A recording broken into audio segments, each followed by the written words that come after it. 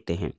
दोस्तों, प्रस्तावना या प्रिएम्बुल जो है ये पंडित जवाहरलाल नेहरू द्वारा संविधान सभा में 13 दिसंबर 1946 को उद्देश्य प्रस्ताव प्रस्तुत किया गया था और 22 जनवरी 1947 को उद्देश्य प्रस्ताव जो था उसको ही उद्देशिका या प्रस्तावना के रूप में संविधान सभा द्वारा स्वीकार कर लिया गया था। तो भारतीय संविधान की जो प्रस्तावना है या उद्देशिका है ये पंडित जवाहरलाल नेहरू द्वारा संविधान सभा में 13 दिसंबर 1946 को प्रस्तुत उद्देश्य प्रस्ताव का ही जो है एक रूप है। अगला है दोस्तों 42वां संविधान संशोधन भारतीय संविधान में बहुत ही महत्वपूर्ण है। 1976 का 42वें संविधान संशोधन द्वारा उद्देशिका में 3 शब्द जोड़े गए थे, समाजवादी, पंथ निरपेक्ष और अखंडता। दोस्तों, संविधान की उद्देशिका जो है वो अपने नागरिकों को 3 प्रकार के न्याय, सामाजिक, आर्थिक और राजनैतिक न्याय सुनिश्चित कराती है। इसके अलावा एक महत्वपूर्ण वाद है वो बोम्मई बनाम यूनियन ऑफ इंडिया वाद में उच्चतम न्यायालय ने धारणा प्रस्तुत की कि उद्देशिका जो है ये संविधान का भाग है। प्रस्तावना या उद्देशिका को संविधान का भाग केशवानंद भारती बनाम केरल राज्यवाद 1973 वाद में भी स्वीकार किया गया है। और देखिए, एक बहुत ही महत्वपूर्ण केस था गोलकनाथ बनाम पंजाब राज्य। तो गोलकनाथ बनाम पंजाब राज्य के प्रकरण में उद्देशिका को संविधान की मूल आत्मा कहा गया है। दोस्तों, उद्देशिका जो है उसकी प्रकृति न्याय योग्य नहीं है, यानी इसको अगर जो आपके जो अधिकार स्वतंत्रताएं दी गई हैं, अगर इसमें से आपके किसी अधिकारों का हनन होता है या जो आपको इसमें दिए गए हैं उसके खिलाफ आप न्यायालय की शरण में नहीं जा सकते हैं। इनकी प्रकृति वाद योग्य या न्याय योग्य नहीं है। दोस्तों, प्रस्तावना को संविधान की आत्मा कहा जाता है, लेकिन बाबा साहब डॉक्टर भीमराव अंबेडकर ने संवैधानिक उपचारों के अधिकार को संविधान की आत्मा और हृदय माना है।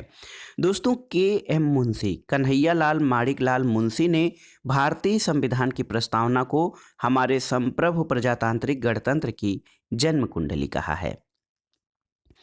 अब आइए देखते हैं मूल अधिकार से संबंधित महत्वपूर्ण प्रश्नों को। देखिए दोस्तों, मूल अधिकारों का वर्णन भारतीय संविधान के भाग 3 में अनुच्छेद 12 से 35 में किया गया है और ये जो अधिकार हैं, समानता का अधिकार, स्वतंत्रता का अधिकार, शोषण के विरुद्ध अधिकार, धर्म की स्वतंत्रता का अधिकार, संस्कृति और शिक्षा संबंधी अधिकार और सबसे लास्ट में है संवैधानिक उपचारों का अधिकार।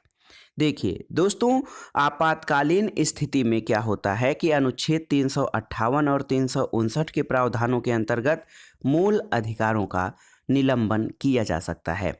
और दोस्तों, मौलिक अधिकार जो हैं ये न्याय योग्य या वाद योग्य हैं और इन्हें इस रूप में संविधान में रखा गया है। वर्तमान में मौलिक अधिकारों की संख्या कितनी है? तो वर्तमान में भारतीय संविधान में नागरिकों को 6 मूल अधिकार प्रदान किए गए हैं, जबकि मूल संविधान में 7 मौलिक अधिकार थे। 7वां मौलिक अधिकार कौन सा था? वो संपत्ति का अधिकार था दोस्तों, जिसको कि 44वें संविधान संशोधन 1978 के द्वारा यहाँ से हटाकर, यानी मूल अधिकारों की सूची से हटाकर विधिक अधिकार के रूप में अनुच्छेद 300 के अंतर्गत शामिल किया गया है। दोस्तों, भारतीय संविधान में जो मौलिक अधिकारों के संरक्षण का दायित्व है वो न्यायपालिका के पास है।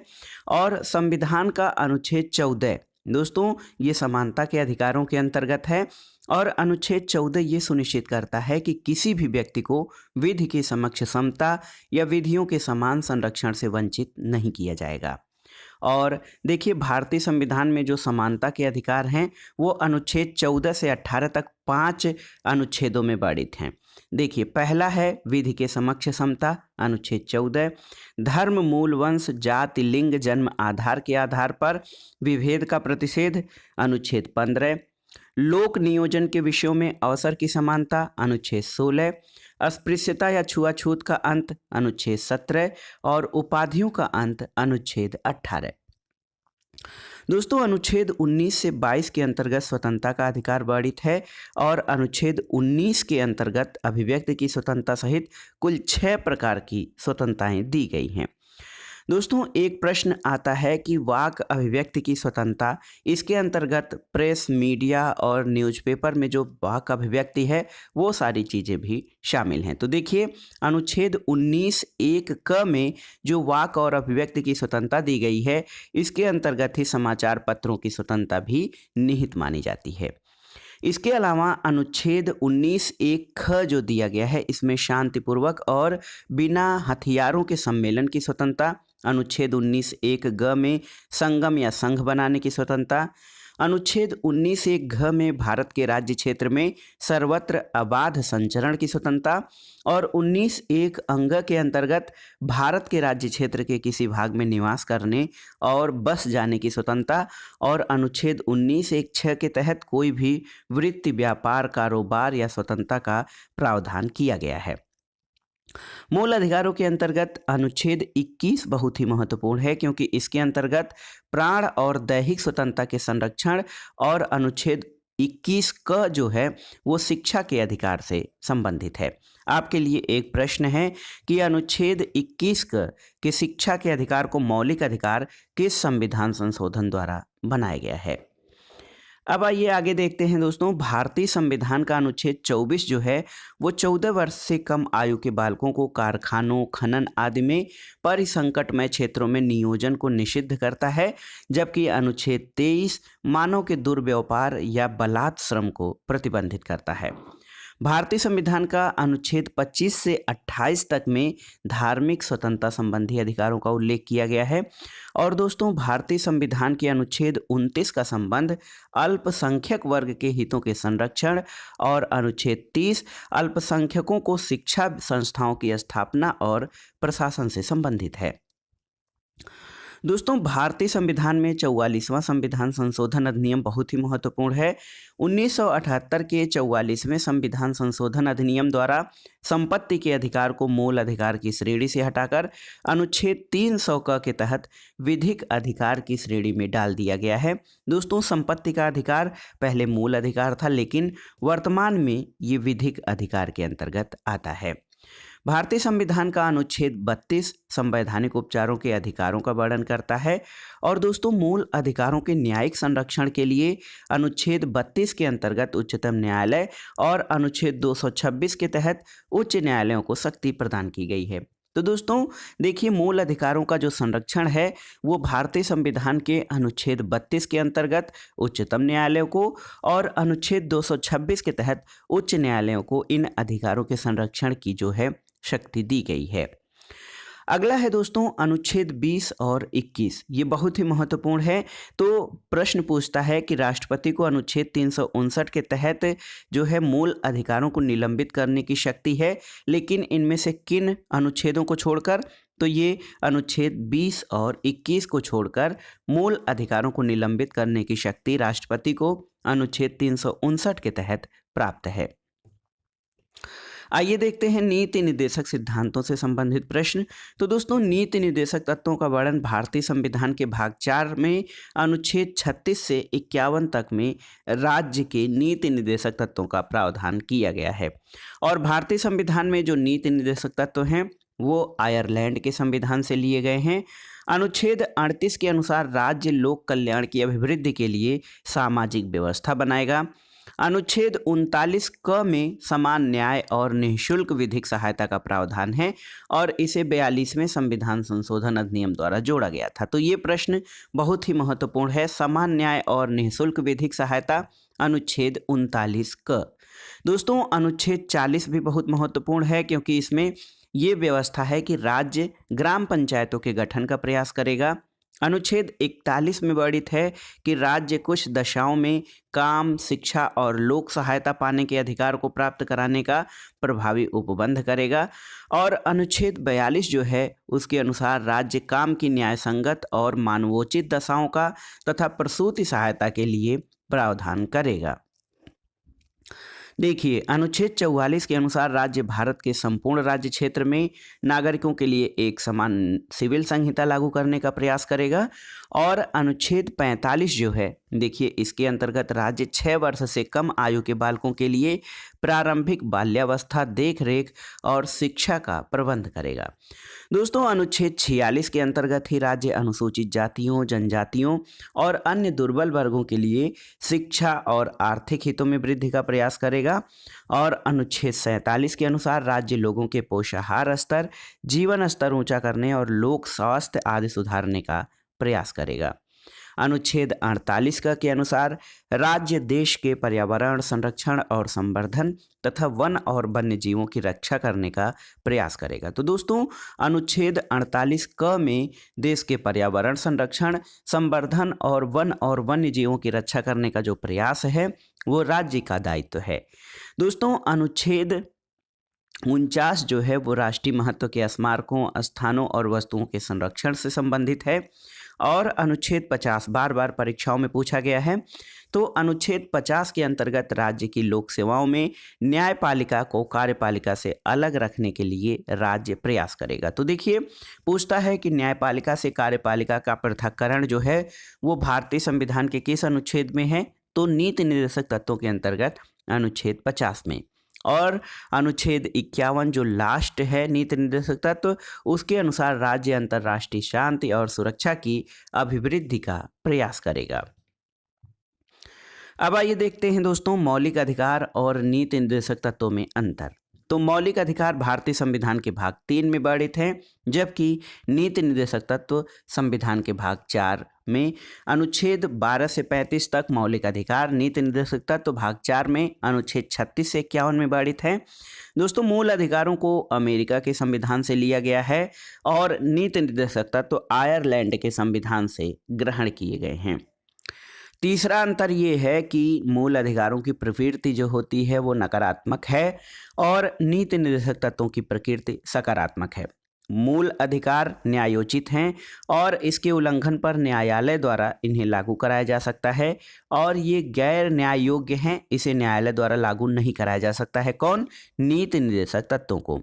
और पांचवा अंतर है दोस्तों, इनका उद्देश्य यानी मूल अधिकारों का उद्देश्य देश में लोकतांत्रिक राजनीतिक व्यवस्था को स्थापित करना है, जबकि देखिए नीति निर्देशक तत्वों का उद्देश्य देश में सामाजिक और आर्थिक लोकतंत्र की स्थापना करना है। तो मूल अधिकार राजनीतिक लोकतंत्र और नीति निर्देशक तत्व सामाजिक और आर्थिक लोकतंत्र की स्थापना के लिए प्रतिबद्ध हैं। दूसरे पार्ट में आइए देखते हैं भारतीय राजनीतिक व्यवस्था के अंतर्गत विधायिका, कार्यपालिका और न्यायपालिका से संबंधित महत्वपूर्ण प्रश्न को। देखिए दोस्तों, संसद जो है वो केंद्र सरकार का विधायी अंग होता है और केंद्र स्तर पर विधिक निर्माण का कार्य संसद के द्वारा किया जाता है। संविधान के भाग 5 क के अंतर्गत अनुच्छेद 79 से 122 में संसद से संबंधित प्रावधान जैसे इसके गठन, संरचना, प्रक्रिया और शक्ति संबंधी प्रावधान किए गए हैं। दोस्तों, अनुच्छेद 79 में ये वर्णन है कि संघ के लिए एक संसद होगी जो राष्ट्रपति और 2 सदनों से मिलकर बनेगी, जिनके नाम राज्यसभा और लोकसभा हैं। तो दोस्तों, संसद में कौन कौन शामिल होता है? राष्ट्रपति, लोकसभा और राज्यसभा। दोस्तों, लोकसभा राज्यों से 530 और संघ क्षेत्रों से 20 प्रतिनिधि सदस्यों से मिलकर बनेगी। और यदि राष्ट्रपति की राय में लोकसभा में आंग्ल भारतीय समुदाय का प्रतिनिधित्व पर्याप्त नहीं है, तो लोकसभा में उस समुदाय के 2 सदस्य मनोनीत करने की व्यवस्था थी, इस समय नहीं है। क्योंकि दोस्तों, संविधान का जो लेटेस्ट 104वां संविधान संशोधन है, हालांकि अब 105 संशोधन हो गए हैं। संविधान के 104वें संशोधन अधिनियम 2019 द्वारा लोकसभा और विधानसभाओं में आंग्ल भारतीय समुदाय के प्रतिनिधित्व संबंधी उपबंध को 25 जनवरी 2020 से समाप्त कर दिया गया है और लोकसभा में सदस्यों की अधिकतम संख्या 550 तक हो सकती है। पहले 2 आंग्ल भारतीय सदस्यों के मनोनयन की व्यवस्था जब थी तो ये अधिकतम 552 हो सकती थी। दोस्तों लोकसभा की अवधि कितनी होती है? तो प्रथम अधिवेशन के लिए जो नियत की गई तारीख होती है उससे 5 वर्ष तक होती है लोकसभा की जो है अवधि, जबकि राष्ट्रपति 5 वर्ष से पूर्व किसी भी समय लोकसभा को विघटित कर सकता है। दोस्तों लोकसभा का सदस्य बनने के लिए व्यक्ति की आयु कम से कम 25 वर्ष होनी चाहिए।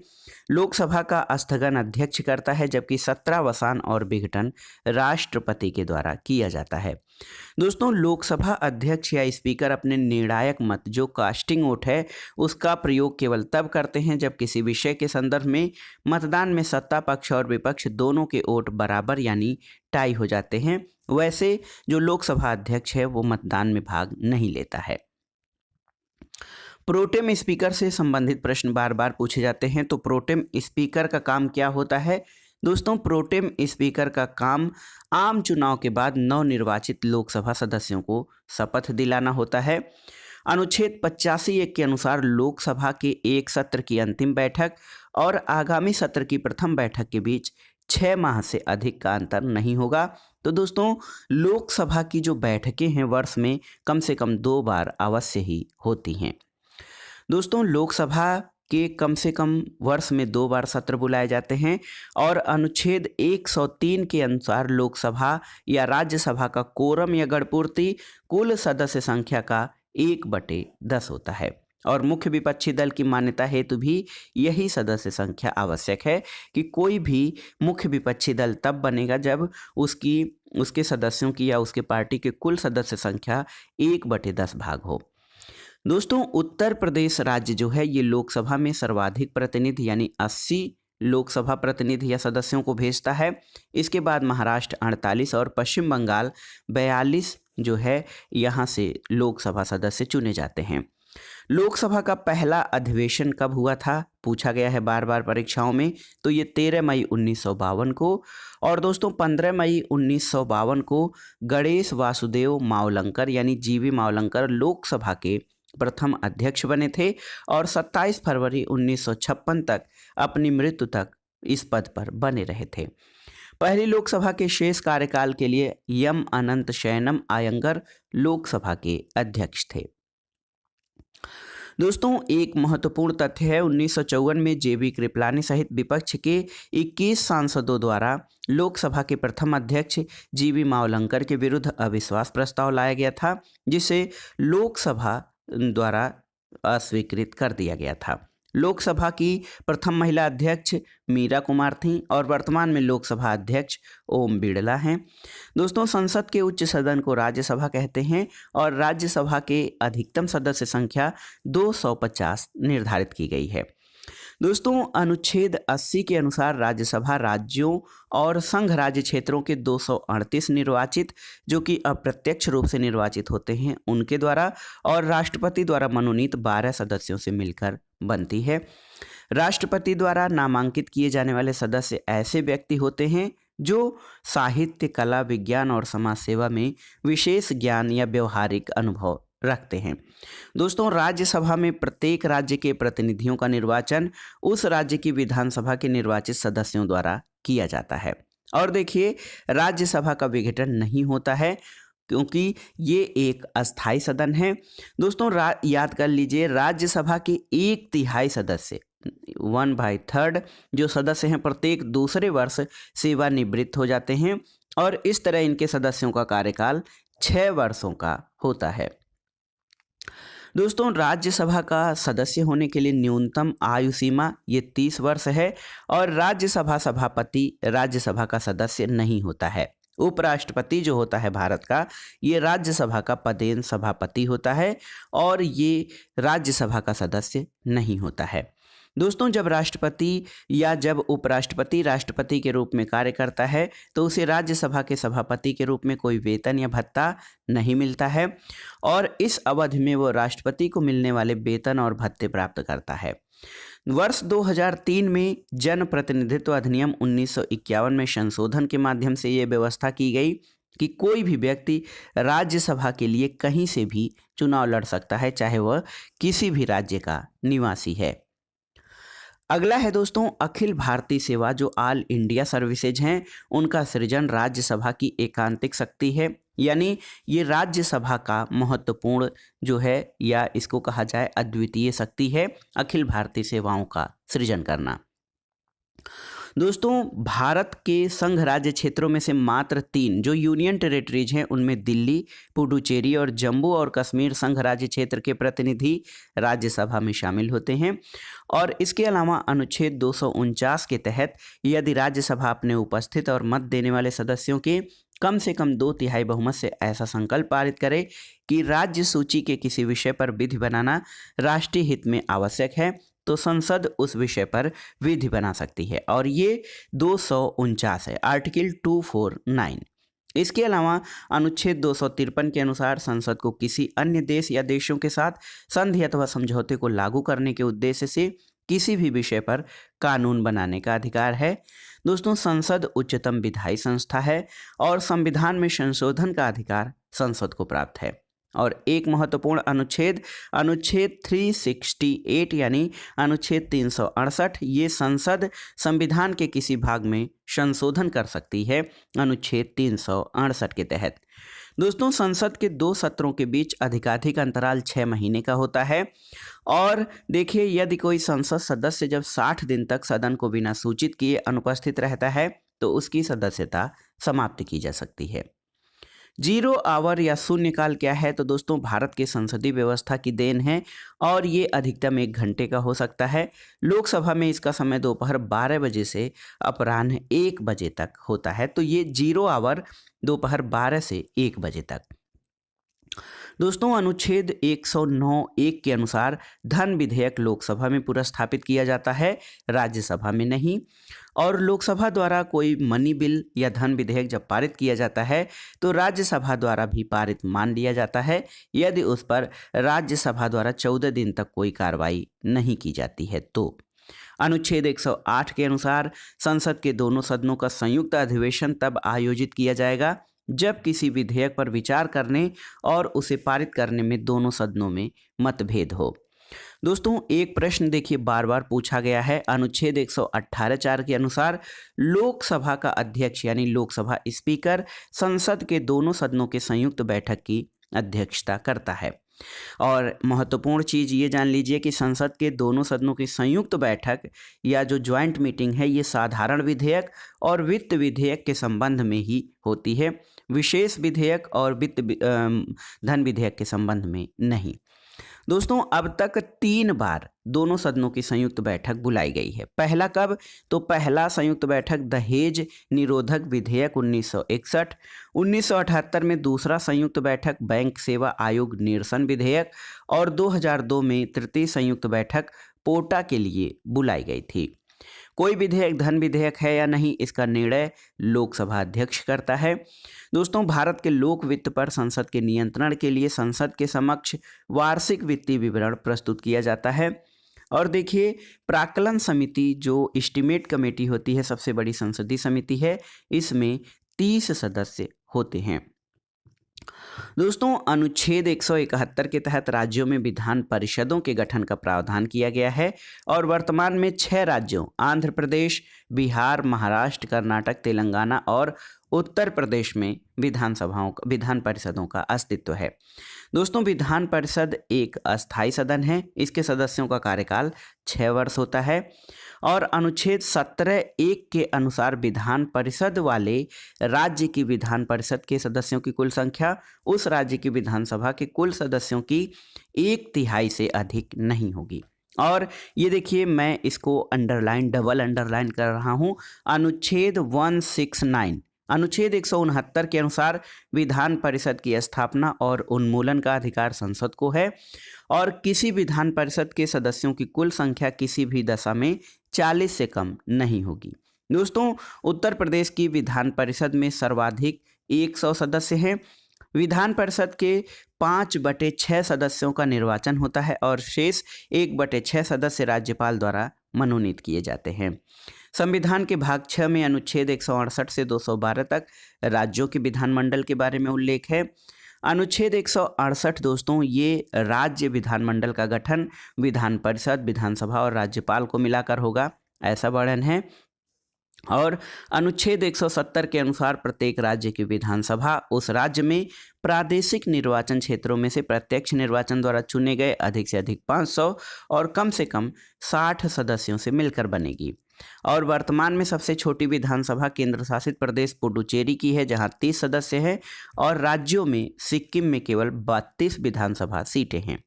सबसे बड़ी विधानसभा तो ये उत्तर प्रदेश की है, जहां पर विधानसभा सदस्यों की संख्या 403 है। अनुच्छेद 170 2 के अनुसार किसी राज्य विधानसभा की सदस्य संख्या उस राज्य की जनसंख्या पर निर्भर करती है।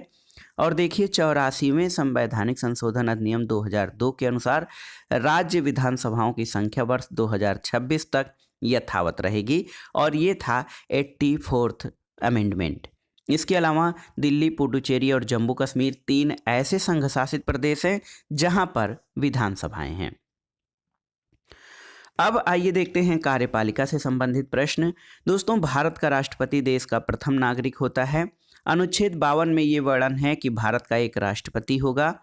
अनुच्छेद 53 के अनुसार संघ की समस्त कार्यपालिका शक्तियां राष्ट्रपति में निहित होंगी, और इस शक्ति का उपयोग वो संविधान के अनुसार स्वतः या अपने अधीनस्थ अधिकारियों द्वारा करेगा। दोस्तों, अनुच्छेद 54 के अनुसार राष्ट्रपति का निर्वाचन एक निर्वाचक मंडल के द्वारा होता है। और इस निर्वाचक मंडल में कौन से सदस्य शामिल होते हैं? तो देखिए दोस्तों, संसद के दोनों सदनों यानी राज्यसभा और लोकसभा के निर्वाचित सदस्य। महत्वपूर्ण ये है कि राष्ट्रपति के निर्वाचक मंडल में राज्यसभा और लोकसभा के निर्वाचित सदस्य और राज्य विधानसभाओं के निर्वाचित सदस्य शामिल होते हैं। 70वां संविधान संशोधन अधिनियम 1992 द्वारा दिल्ली और पुडुचेरी विधानसभाओं के निर्वाचित सदस्यों को निर्वाचक मंडल में शामिल किया गया है। और दोस्तों, ये भी आपको जानना जरूरी है कि राष्ट्रपति के निर्वाचक मंडल में जम्मू और कश्मीर संघ राज्य क्षेत्र की विधानसभा के निर्वाचित सदस्यों को अभी शामिल नहीं किया गया है, जबकि जम्मू और कश्मीर राज्य के रूप में उसकी विधानसभा के निर्वाचित सदस्य निर्वाचन मंडल में शामिल थे। राष्ट्रपति के चुनाव में मनोनीत सदस्य और विधान परिषद के सदस्य भाग नहीं लेते हैं। कौन कौन? मनोनीत सदस्य और विधान परिषद जिन राज्यों में है वहां के सदस्य इसमें भाग नहीं लेते हैं। दोस्तों, राष्ट्रपति का चुनाव आनुपातिक प्रतिनिधित्व के आधार पर, देखिए राष्ट्रपति का जो चुनाव है आनुपातिक प्रतिनिधित्व के आधार पर एकल संक्रमणी मत और गुप्त मतदान के द्वारा होता है।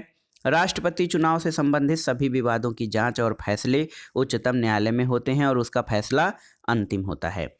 और दोस्तों, राष्ट्रपति के चुनाव को इस आधार पर चुनौती नहीं दी जा सकती है कि निर्वाचक मंडल अपूर्ण है। अनुच्छेद 58 में राष्ट्रपति निर्वाचित होने के लिए जो अर्हताएं हैं वो भारत का नागरिक होना चाहिए, 35 वर्ष की आयु पूरी कर चुका हो और लोकसभा का सदस्य निर्वाचित होने की योग्यता रखता हो।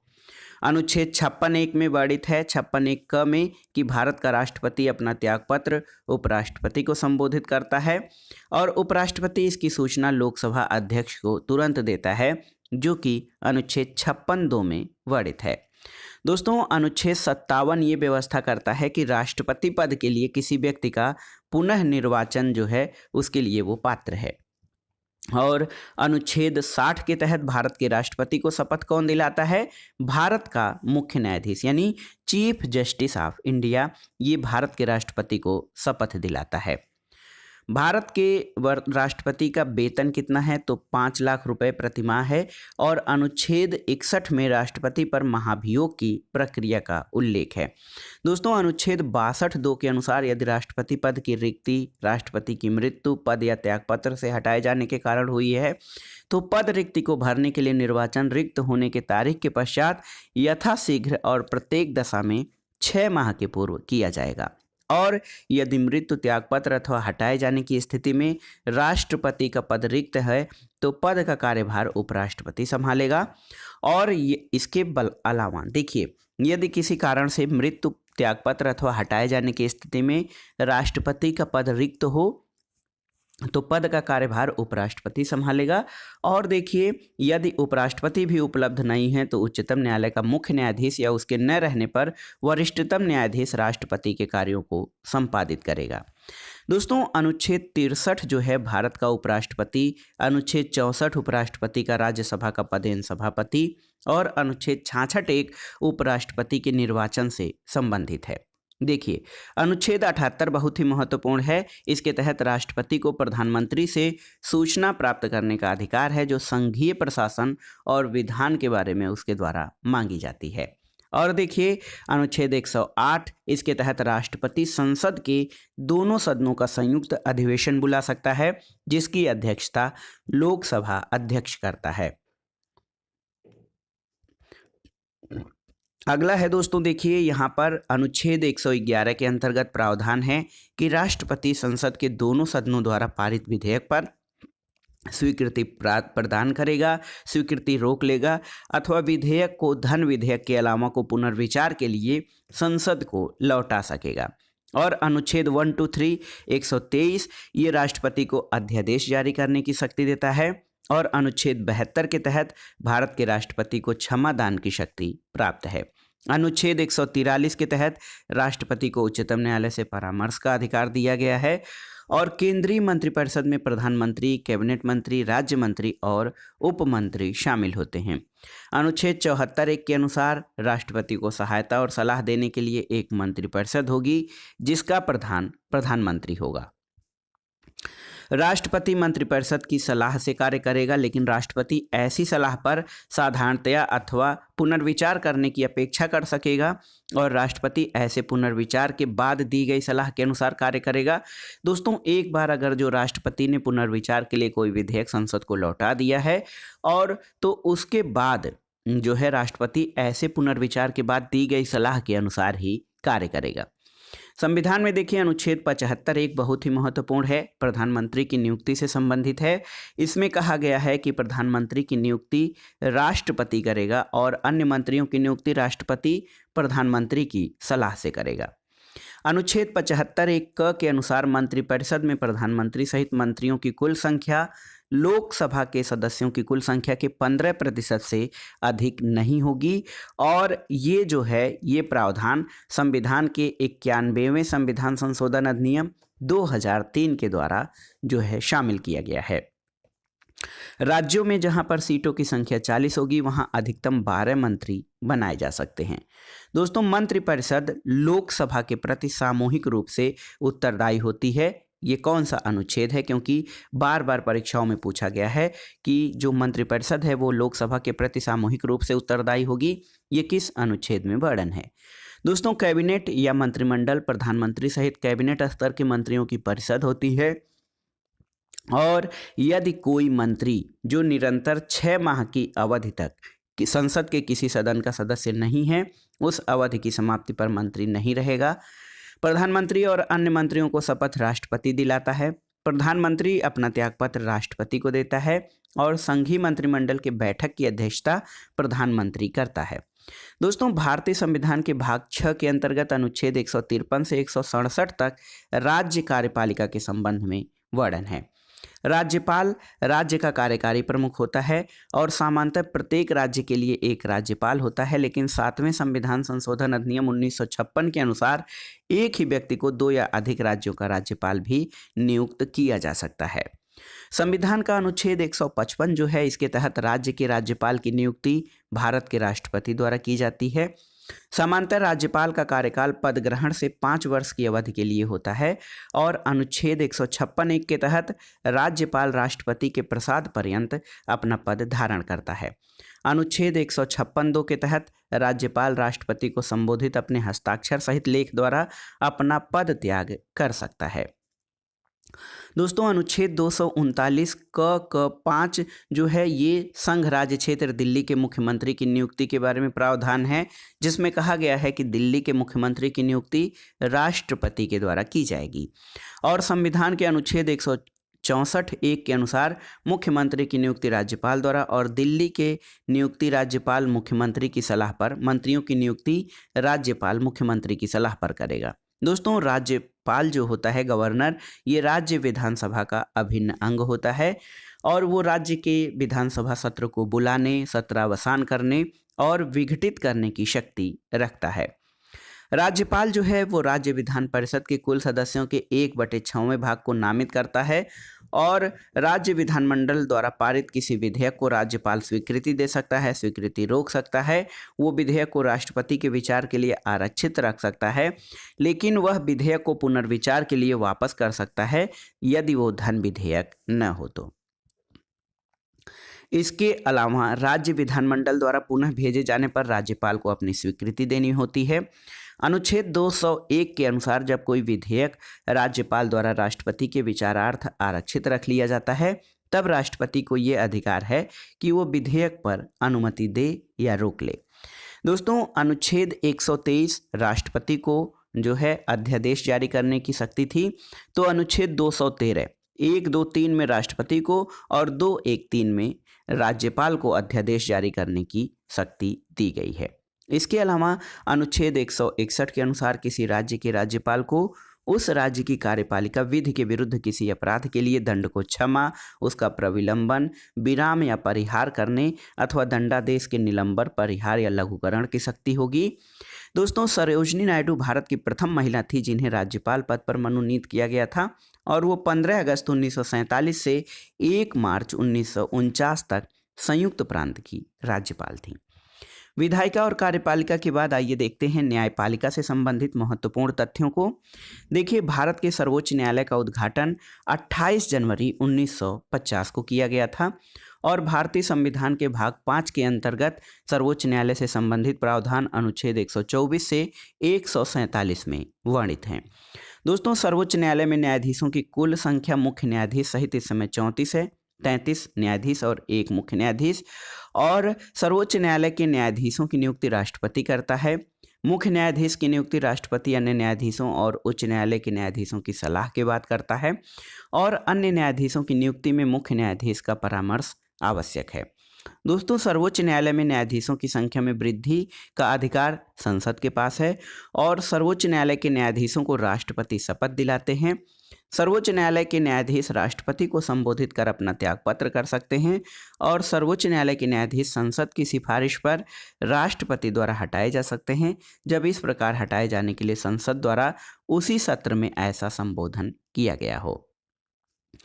दोस्तों, न्यायाधीशों को हटाने का आधार क्या है? तो उनका दुर्व्यवहार या सिद्ध कदाचार या उच्चतम न्यायालय के न्यायाधीश के सेवानिवृत्त की आयु कितना है? तो ये 65 वर्ष होती है। दोस्तों, सर्वोच्च न्यायालय के जो न्यायाधीश हैं वो सेवानिवृत्ति के बाद भारत के किसी भी न्यायालय में वकालत नहीं कर सकते हैं। सर्वोच्च न्यायालय के संविधान के निर्वचन या जो उसका व्याख्या होता है उससे संबंधित मामले की सुनवाई के लिए न्यायाधीशों की संख्या कम से कम 5 होनी चाहिए और इसे संविधान पीठ के रूप में अभिहित किया जाता है। संविधान के अनुच्छेद 129 के अनुसार उच्चतम न्यायालय अभिलेख न्यायालय है, उसे अपने अवमान के लिए दंड देने की शक्ति है। इसके अलावा अनुच्छेद 132 से 136 के तहत सर्वोच्च न्यायालय के अपीलीय क्षेत्राधिकार का उल्लेख किया गया है और देखिए अनुच्छेद 137 ये इम्पॉर्टेंट है। इसके अंतर्गत निर्णयों को या आदेशों का उच्चतम न्यायालय द्वारा पुनर्विलोकन या रिव्यू किया जा सकता है, यानी जो न्यायिक पुनर्विलोकन है वो अनुच्छेद 137 में वर्णित है। दोस्तों, भारतीय संविधान में न्यायिक पुनर्विलोकन का आधार विधि का शासन है और संविधान की व्याख्या करने का अंतिम अधिकार ये सुप्रीम कोर्ट यानी सर्वोच्च न्यायालय को है। सर्वोच्च न्यायालय को भारतीय संविधान का संरक्षक और अभिभावक। तो दोस्तों देखिए, भारतीय संविधान का संरक्षक और अभिभावक सर्वोच्च न्यायालय है और देखिए अनुच्छेद 143 इसके अंतर्गत राष्ट्रपति विधि या तथ्य के व्यापक महत्व के प्रश्न पर सर्वोच्च न्यायालय से परामर्श ले सकते हैं। सर्वोच्च न्यायालय के अधिकार क्षेत्र को बढ़ाने का अधिकार किसको? संसद को है और सर्वोच्च अथवा उच्च न्यायालय कई प्रकार के विशेष आदेश जारी करते हैं जिनको प्रादेश या रिट कहा जाता है। रीटों में दोस्तों बंदी प्रत्यक्षीकरण, परमादेश, प्रतिषेध, अधिकार परीक्षा और उत्प्रेषण शामिल होते हैं। देखिए, अनुच्छेद 20 और 21 हमने पहले ही मूल अधिकारों में पढ़ा था। अनुच्छेद 20 और 21 को छोड़कर अन्य मूल अधिकारों को निलंबित करने की शक्ति राष्ट्रपति को अनुच्छेद 359 के तहत प्राप्त है। और भारतीय संविधान के तहत राज्यों के न्यायिक प्रशासन में उच्च न्यायालय की स्थिति शीर्ष पर होती है। भारतीय संविधान में राज्यों के लिए उच्च न्यायालय के लिए अनुच्छेद 214 से 231 में प्रावधान है और अनुच्छेद 214 के अनुसार प्रत्येक राज्य के लिए एक उच्च न्यायालय होगा। अनुच्छेद 215 के अनुसार क्या वर्णन है कि उच्च न्यायालय अभिलेख न्यायालय होगा और उच्च न्यायालय के न्यायाधीश की नियुक्ति राष्ट्रपति करता है। उच्च न्यायालय के न्यायाधीश 62 वर्ष की आयु तक पद धारण करते हैं और उच्च न्यायालय के न्यायाधीश राष्ट्रपति को संबोधित करके अपना पद त्याग करते हैं। दोस्तों, उच्च न्यायालय के न्यायाधीश को राष्ट्रपति के आदेश से पद से हटाया भी जा सकता है। इसके अलावा उच्च न्यायालय के न्यायाधीशों को भी उच्चतम न्यायालय के न्यायाधीशों के समान प्रक्रिया, सिद्ध कदाचार और अक्षमता के आधार पर हटाया जा सकता है।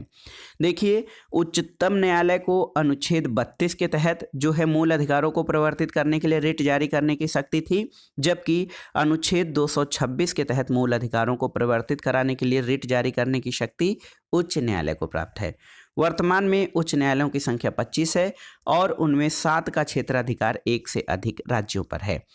दोस्तों, दिल्ली और जम्मू कश्मीर ऐसे 2 केंद्र शासित प्रदेश हैं जिनका अपना उच्च न्यायालय है, जबकि अन्य केंद्र शासित प्रदेश विभिन्न राज्यों के उच्च न्यायालयों के न्यायिक क्षेत्र में हैं।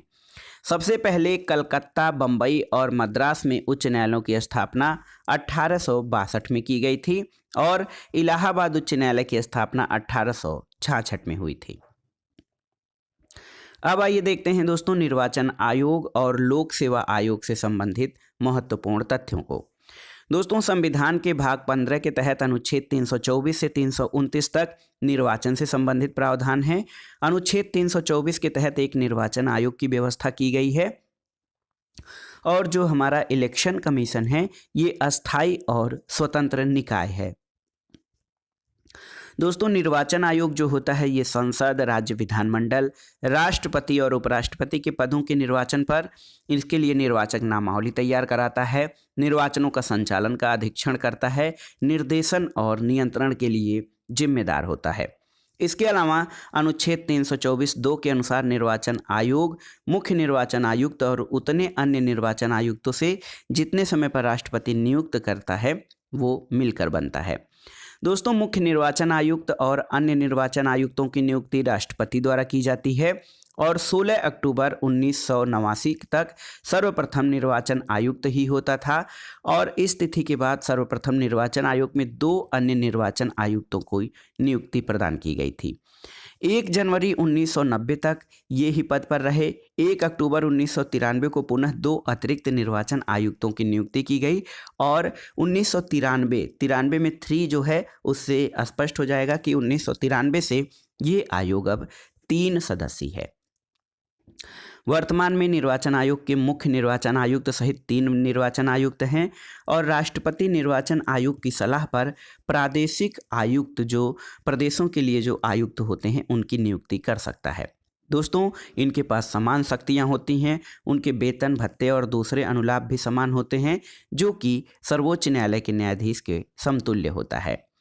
निर्वाचन आयुक्तों का कार्यकाल 6 वर्ष या 65 वर्ष की आयु तक जो भी पहले होता है और अनुच्छेद 324(5) के अनुसार मुख्य निर्वाचन आयुक्त को उसके पद से उसी रीति और उन्हीं आधारों पर हटाया जाएगा जिससे सर्वोच्च न्यायालय के न्यायाधीश को हटाया जाता है। देखिए, किसी अन्य निर्वाचन आयुक्त या प्रादेशिक आयुक्त को मुख्य निर्वाचन आयुक्त की सिफारिश पर ही पद से हटाया जाएगा और चुनाव की अधिसूचना या नोटिफिकेशन लोकसभा और राज्यसभा के लिए राष्ट्रपति और विधानसभा और विधान परिषद के लिए संबंधित राज्य का राज्यपाल जारी करता है। दोस्तों, अनुच्छेद 326 के तहत वयस्क मताधिकार का प्रावधान किया गया है और देखिए, एक प्रश्न जो बहुत ही कंफ्यूज करता है, भारत में मत देने या वोट देने का अधिकार एक वैधानिक अधिकार यानी स्टैच्यूटरी राइट है और जन प्रतिनिधित्व अधिनियम 1951 के तहत भारत में मताधिकार और निर्वाचित होने का अधिकार मिलता है। एक महत्वपूर्ण संशोधन है 61वां संविधान 61st। तो दोस्तों 61वें संविधान संशोधन अधिनियम 1988 के द्वारा मताधिकार की आयु को 21 वर्ष से घटाकर 18 वर्ष कर दिया गया, जो कि 28 मार्च 1989 से प्रभावी है। स्थानीय निकायों या पंचायतों और नगर पालिकाओं का चुनाव राज्य निर्वाचन आयोगों द्वारा करवाया जाता है और भारत की प्रथम महिला मुख्य निर्वाचन आयुक्त VS रमा देवी थी। दोस्तों दिनेश गोस्वामी समिति का संबंध चुनाव सुधार से संबंधित है और परिसीमन आयोग जो होता है उसका कार्य विगत जनगणना के आधार पर चुनाव क्षेत्रों की सीमा निर्धारित करना होता है और अब तक 4 बार 1952, 1963, 1973 और 2002 में परिसीमन आयोग का गठन किया जा चुका है। संविधान के अनुच्छेद 315 के द्वारा संघ के लिए एक लोक सेवा आयोग और प्रत्येक राज्य के लिए एक लोक सेवा आयोग की व्यवस्था की गई है। दोस्तों संघ लोक सेवा आयोग यानी यूनियन पब्लिक सर्विस कमीशन के अध्यक्ष और सदस्यों की नियुक्ति राष्ट्रपति द्वारा की जाती है, जबकि राज्य लोक सेवा आयोग के अध्यक्ष और सदस्यों की नियुक्ति का प्राधिकार संबंधित राज्य के राज्यपाल के पास होता है। संविधान के अनुच्छेद 323 के तहत संघ लोक सेवा आयोग अपना वार्षिक प्रतिवेदन राष्ट्रपति को, जबकि राज्य लोक सेवा आयोग अपना वार्षिक प्रतिवेदन राज्यपाल को सौंपता है। इसके अलावा दोस्तों संविधान का अनुच्छेद 322 के अनुसार संघ लोक सेवा आयोग के व्यय भारत की संचित निधि पर, जबकि राज्य लोक सेवा आयोगों के व्यय संबंधित राज्य की संचित निधि पर भारित होते हैं। तो दोस्तों ये था आज का वीडियो इंडियन पॉलिटी या भारतीय राज्य व्यवस्था के रिवीजन से संबंधित महत्वपूर्ण नोट्स, जो आपके आगामी विभिन्न परीक्षाओं जैसे उत्तर प्रदेश लोक सेवा आयोग, उत्तर प्रदेश अधीनस्थ सेवा चयन आयोग, बैंक, SSC, रेलवे, TET यानी अध्यापक पात्रता परीक्षा, सुपर टेट आदि के राज्य व्यवस्था खंड के लिए बहुत ही उपयोगी है। आप इन प्रश्नों को रिवाइज कर लीजिएगा, क्योंकि ये प्रश्न जब परीक्षाओं में ऐसे पूछे जाते हैं दोस्तों, इनके अगर जो आप रिवाइज नहीं करते हैं तो इनके गलत होने की संभावना बढ़ जाती है, इसलिए इनको बहुत ही अच्छे से आप रिवाइज कर लीजिएगा और ये प्रश्न बहुत ही महत्वपूर्ण हैं। वीडियो आपको कैसा लगा हमें कमेंट बॉक्स में ज़रूर बताइएगा। वीडियो को लाइक करें, शेयर करें और इस चैनल मार्गदर्शन फॉर सिविल सर्विसेज को सब्सक्राइब करें। वीडियो देखने के लिए धन्यवाद दोस्तों, नमस्कार। दोस्तों भारतीय राज्य व्यवस्था के अंतर्गत जो प्रश्न पूछे गए हैं उनको आइए रिवाइज करते हैं। इस वीडियो का पहला प्रश्न है, सर्वप्रथम संसदात्मक सरकार किस देश में आरंभ की गई थी? तो ये है ग्रेट ब्रिटेन। ग्रेट ब्रिटेन में सबसे पहले संसदात्मक या पार्लियामेंट्री गवर्नमेंट प्रारंभ की गई थी। कौन सा राज्य भारत में भाषा के आधार पर बनने वाला पहला राज्य था? तो ये है आंध्र प्रदेश। आंध्र प्रदेश भाषा के आधार पर बनने वाला पहला राज्य। दोस्तों कौन सा एक संविधानेतर संस्था है? तो नीति आयोग एक संविधानेतर संस्था है। सरकारिया आयोग की संस्तुतियां किससे संबंधित हैं? ये है केंद्र राज्य संबंधों से संबंधित हैं सरकारिया आयोग की संस्तुतियां। अगला प्रश्न है, किसके संबंध में राज्यसभा का अनन्य अधिकार है? तो एक नई अखिल भारतीय सेवा के सृजन हेतु संस्तुति करने का जो अधिकार है वो राज्यसभा का अनन्य या विशेष अधिकार है। अगला प्रश्न है, भारतीय संविधान में भारत की आधिकारिक भाषा में जुड़े प्रावधानों में संसद संशोधन कर सकती है। कैसे? तो अपने 2/3 सदस्यों के समर्थन द्वारा भारतीय संविधान में भारत की आधिकारिक भाषा में जुड़े प्रावधानों में संसद संशोधन कर सकती है।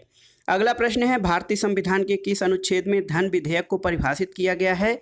याद रखिएगा अनुच्छेद 110, इसमें धन विधेयक यानी मनी बिल को परिभाषित किया गया है। अगला प्रश्न है दोस्तों, सार्वजनिक लेखा समिति में राज्यसभा के कितने सदस्य होते हैं? तो इसमें राज्यसभा के 7 सदस्य होते हैं, जबकि लोकसभा के 15 सदस्य होते हैं। लोकसभा में किसके मत को निर्णायक कहा जाता है? बहुत ही महत्वपूर्ण है और कई बार परीक्षाओं में पूछा गया है। दोस्तों लोकसभा में लोकसभा अध्यक्ष या स्पीकर के मत को निर्णायक कहा गया है जब जो है पक्ष और विपक्ष के दोनों सदस्यों के मतों में समानता होती है, तो लोकसभा का अध्यक्ष जो है वो निर्णायक मत दे सकता है। अगला प्रश्न है, किस संविधान संशोधन के तहत लोकसभा के कार्यकाल को 6 वर्ष से घटाकर 5 वर्ष कर दिया गया था? तो ये है 44वां संविधान संशोधन। इसके द्वारा जो लोकसभा का कार्यकाल है 6 वर्ष से घटाकर पुनः 5 वर्ष किया गया। राष्ट्रीय सुरक्षा परिषद का अध्यक्ष या प्रधान कौन होता है? राष्ट्रीय सुरक्षा परिषद, इसका प्रधान जो होता है वो प्रधानमंत्री होता है। धन विधेयक कहाँ पेश किया जाता है? धन विधेयक केवल लोकसभा में प्रस्तुत किया जा सकता है। भारतीय संविधान की प्रकृति क्या है? बहुत ही महत्वपूर्ण है भारतीय संविधान की प्रकृति। ये प्रकृति में संघीय है लेकिन भावना में एकात्मक है।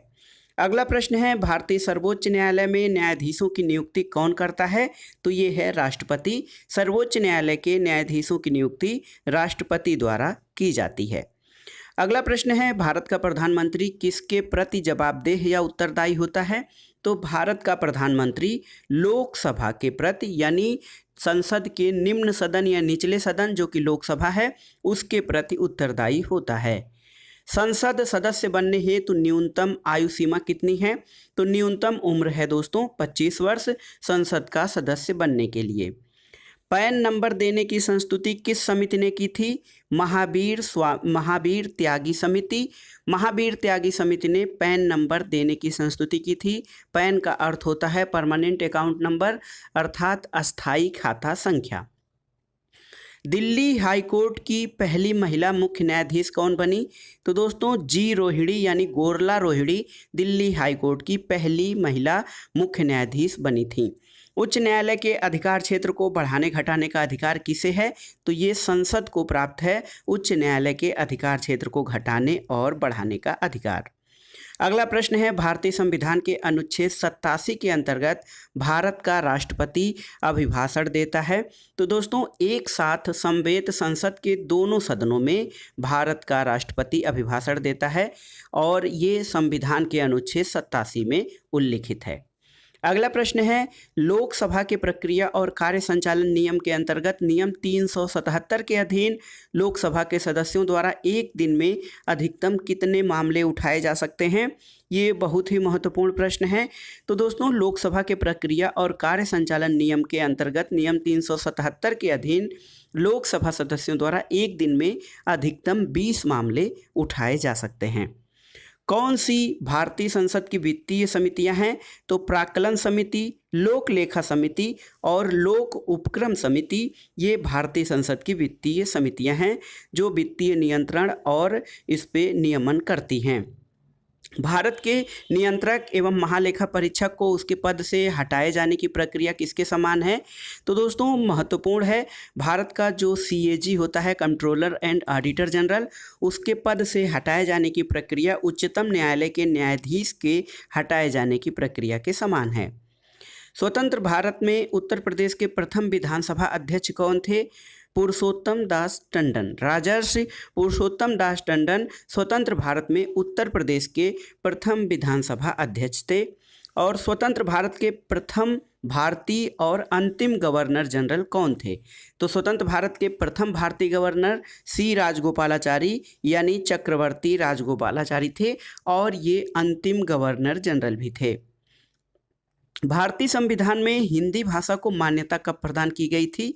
तो 14 सितंबर 1949 को भारतीय संविधान में हिंदी को राजभाषा का दर्जा दिया गया था। ये तिथि है दोस्तों 14 सितंबर 1949 और इसी कारण 14 सितंबर को हिंदी दिवस भी मनाया जाता है। अगला प्रश्न भारतीय राज्य व्यवस्था से यह है कि भारत में संघ लोक सेवा आयोग का गठन भारतीय संविधान के किस अनुच्छेद के अंतर्गत किया जाता है? अनुच्छेद 315। भारत के राष्ट्रध्वज की लंबाई और चौड़ाई का अनुपात कितना निर्धारित है? तो ये है 3 और 2 के अनुपात में, यानी लंबाई 3 और चौड़ाई 2 के अनुपात में होनी चाहिए भारत के राष्ट्रध्वज की। अगला प्रश्न, किसी भारतीय राज्य सरकार ने कुत्ते के मांस पर प्रतिबंध लगाने की प्रक्रिया प्रारंभ की है? तो ये है नागालैंड। नागालैंड राज्य सरकार ने कुत्ते के मांस पर प्रतिबंध लगाने की प्रक्रिया प्रारंभ की है। अगला प्रश्न है, उत्तर प्रदेश का प्रथम राज्यपाल कौन था? तो दोस्तों उत्तर प्रदेश की प्रथम राज्यपाल श्रीमती सरोजनी नायडू थी। यूनाइटेड प्रोविंस कब उत्तर प्रदेश बना था? तो उत्तर प्रदेश जो है हमारा दोस्तों 24 जनवरी 1950 को उत्तर प्रदेश की स्थापना हुई थी और इसके पहले इसका नाम जो था यूनाइटेड प्रोविंस या संयुक्त प्रांत था। इसे 1950 में उत्तर प्रदेश नाम दिया गया था। भारत सरकार का प्रथम विधि अधिकारी कौन होता है? बहुत ही महत्वपूर्ण, आपको जानना चाहिए। भारत सरकार का प्रथम विधि अधिकारी अटॉर्नी जनरल होता है। मृत्युदंड के मामले में क्षमा देने का अधिकार किसे प्राप्त है? तो ये अधिकार राष्ट्रपति को है। राष्ट्रपति के क्षमादान की शक्ति जो है, इसे मृत्युदंड के मामले में भी क्षमा देने का अधिकार प्राप्त है। पंचशील का नारा किससे संबंधित है? दोस्तों, पंचशील का नारा पंडित जवाहरलाल नेहरू से संबंधित है। 1949 में भारत और चीन के मध्य पंचशील समझौता हुआ था। अगला प्रश्न है, केंद्रीय सतर्कता आयोग की स्थापना किसकी अनुशंसा या किसकी सिफारिश पर की गई थी? तो केंद्रीय सतर्कता आयोग यानी सेंट्रल विजिलेंस ब्यूरो, इसकी स्थापना जो है वो संथानम समिति की अनुशंसा पर की गई थी। संवैधानिक उपचारों का अधिकार के तहत क्या आता है? तो दोस्तों, संवैधानिक उपचारों के अधिकार के तहत मौलिक अधिकारों का संरक्षण शामिल होता है। संविधान के किस अनुच्छेद के प्रावधानों के अंतर्गत भारत सरकार ने भारत रत्न और पद्मश्री को प्रारंभ किया है? तो ये अनुच्छेद 18 के तहत है। अनुच्छेद 18 में उपाधियों के अंत की बात की गई है। अगला प्रश्न है दोस्तों, भारतीय संविधान के अंतर्गत कौन सा एक मौलिक कर्तव्य नहीं है? तो लोक चुनाव में वोट डालना मौलिक कर्तव्य नहीं है। किस एक की संस्तुति के आधार पर मूल कर्तव्यों में संबंधित प्रावधानों को भारत के संविधान में जोड़ा गया था? तो दोस्तों, ये था स्वर्ण सिंह समिति की सिफारिशें। स्वर्ण सिंह समिति की सिफारिशों के आधार पर भारत में फंडामेंटल जो कर्तव्य हैं, फंडामेंटल ड्यूटीज, उनको जोड़ा गया था। अगला प्रश्न है, भारतीय संविधान में कितने मूल कर्तव्य दिए गए हैं? ये देखिए, कनिष्ठ सहायक परीक्षा 2015 में पूछा गया था। तो बहुत आसान है, लेकिन आपको जानना चाहिए भारतीय संविधान में कुल 11 मूल कर्तव्य दिए गए हैं। और राष्ट्रपति द्वारा राज्यसभा में कितने सदस्यों को मनोनीत या नामित किया जा सकता है? ये कुल 12 सदस्य होते हैं, जो कि कला, साहित्य और समाज सेवा के संबंध में के क्षेत्र में विशेष ख्याति प्राप्त होते हैं। अगला प्रश्न है दोस्तों, जो है, भारत में राष्ट्रपति अपना कार्यकाल पूरा होने के पहले अपना त्यागपत्र किसे सौंपते हैं? तो भारत के राष्ट्रपति अपना त्यागपत्र उपराष्ट्रपति यानी वाइस प्रेसिडेंट को सौंपते हैं। अगला प्रश्न, किसी भारतीय राष्ट्रपति ने आयरिश स्वतंत्रता संग्राम में भाग लिया और इसके लिए जेल भी गए? तो ये थे वीवी गिरी। इन्होंने आयरिश स्वतंत्रता संग्राम यानी आयरलैंड की स्वतंत्रता संग्राम में भाग लिया था और इसके लिए जेल भी गए थे। अगला प्रश्न राष्ट्रपति से संबंधित ही है। भारत का कौन सा राष्ट्रपति निर्विरोध निर्वाचित हुआ था? तो ये थे नीलम संजीव रेड्डी। उपराष्ट्रपति को अपना कार्यकाल समाप्त होने से पूर्व अपने पद से हटाने का अधिकार किसके पास है? राज्यसभा। राज्यसभा के पास ये अधिकार है कि उपराष्ट्रपति को अपना कार्यकाल समाप्त करने से पूर्व ही उसे उसके पद से हटा सकती है। अगला प्रश्न है, भारत विश्व का विशालतम लोकतांत्रिक प्रजातंत्र है। इसकी प्रथम लोकसभा कब आयोजित की गई थी? तो इसकी प्रथम लोकसभा 13 मई 1952 को आयोजित की गई थी। बिना अनुमति के कितने दिन संसद में अनुपस्थित रहने पर किसी सांसद को अयोग्य घोषित किया जाता है? तो ये है लगातार 60 दिन। यदि कोई बिना अनुमति के कोई सांसद संसद में 60 दिन लगातार अनुपस्थित रहता है तो उसे अयोग्य घोषित किया जा सकता है। अगला प्रश्न है, भारत के संविधान के किस भाग में नागरिकता से संबंधित प्रावधानों का उल्लेख किया गया है? तो भाग 2 में। राज्य के नीति निर्देशक तत्व सहज अध्ययन के लिए कितने भागों में विभाजित किए जा सकते हैं? तो राज्य के नीति निर्देशक तत्वों को समाजवादी, उदार बौद्धिकतावादी, गांधीवादी, मानवाधिकार, सामाजिक और आर्थिक कल्याण आदि भागों में विभाजित किया जा सकता है। अगला प्रश्न है, भारत की संविधान सभा की अंतिम बैठक की सही तिथि क्या है? बहुत ही महत्वपूर्ण है। संविधान सभा की अंतिम बैठक 24 जनवरी 1950 को हुई थी और जो हमारा संविधान था 26 जनवरी 1950 को लागू हुआ था। अगला प्रश्न देखते हैं, लोकसभा में केंद्र शासित क्षेत्रों का सर्वाधिक प्रतिनिधित्व कितना हो सकता है? तो ये 20 हो सकता है सर्वाधिक प्रतिनिधित्व लोकसभा में जो हमारे केंद्र शासित प्रदेश हैं। किसे भंग नहीं किया जा सकता है पर समाप्त किया जा सकता है? दोस्तों, विधान परिषद। विधान परिषदों, राज्य की जो विधान परिषदें हैं इन्हें भंग तो नहीं की जा सकती हैं लेकिन समाप्त किया जा सकता है। लोकसभा का अधिवेशन गठित करने हेतु गणपूर्त या कोरम कितना होना चाहिए?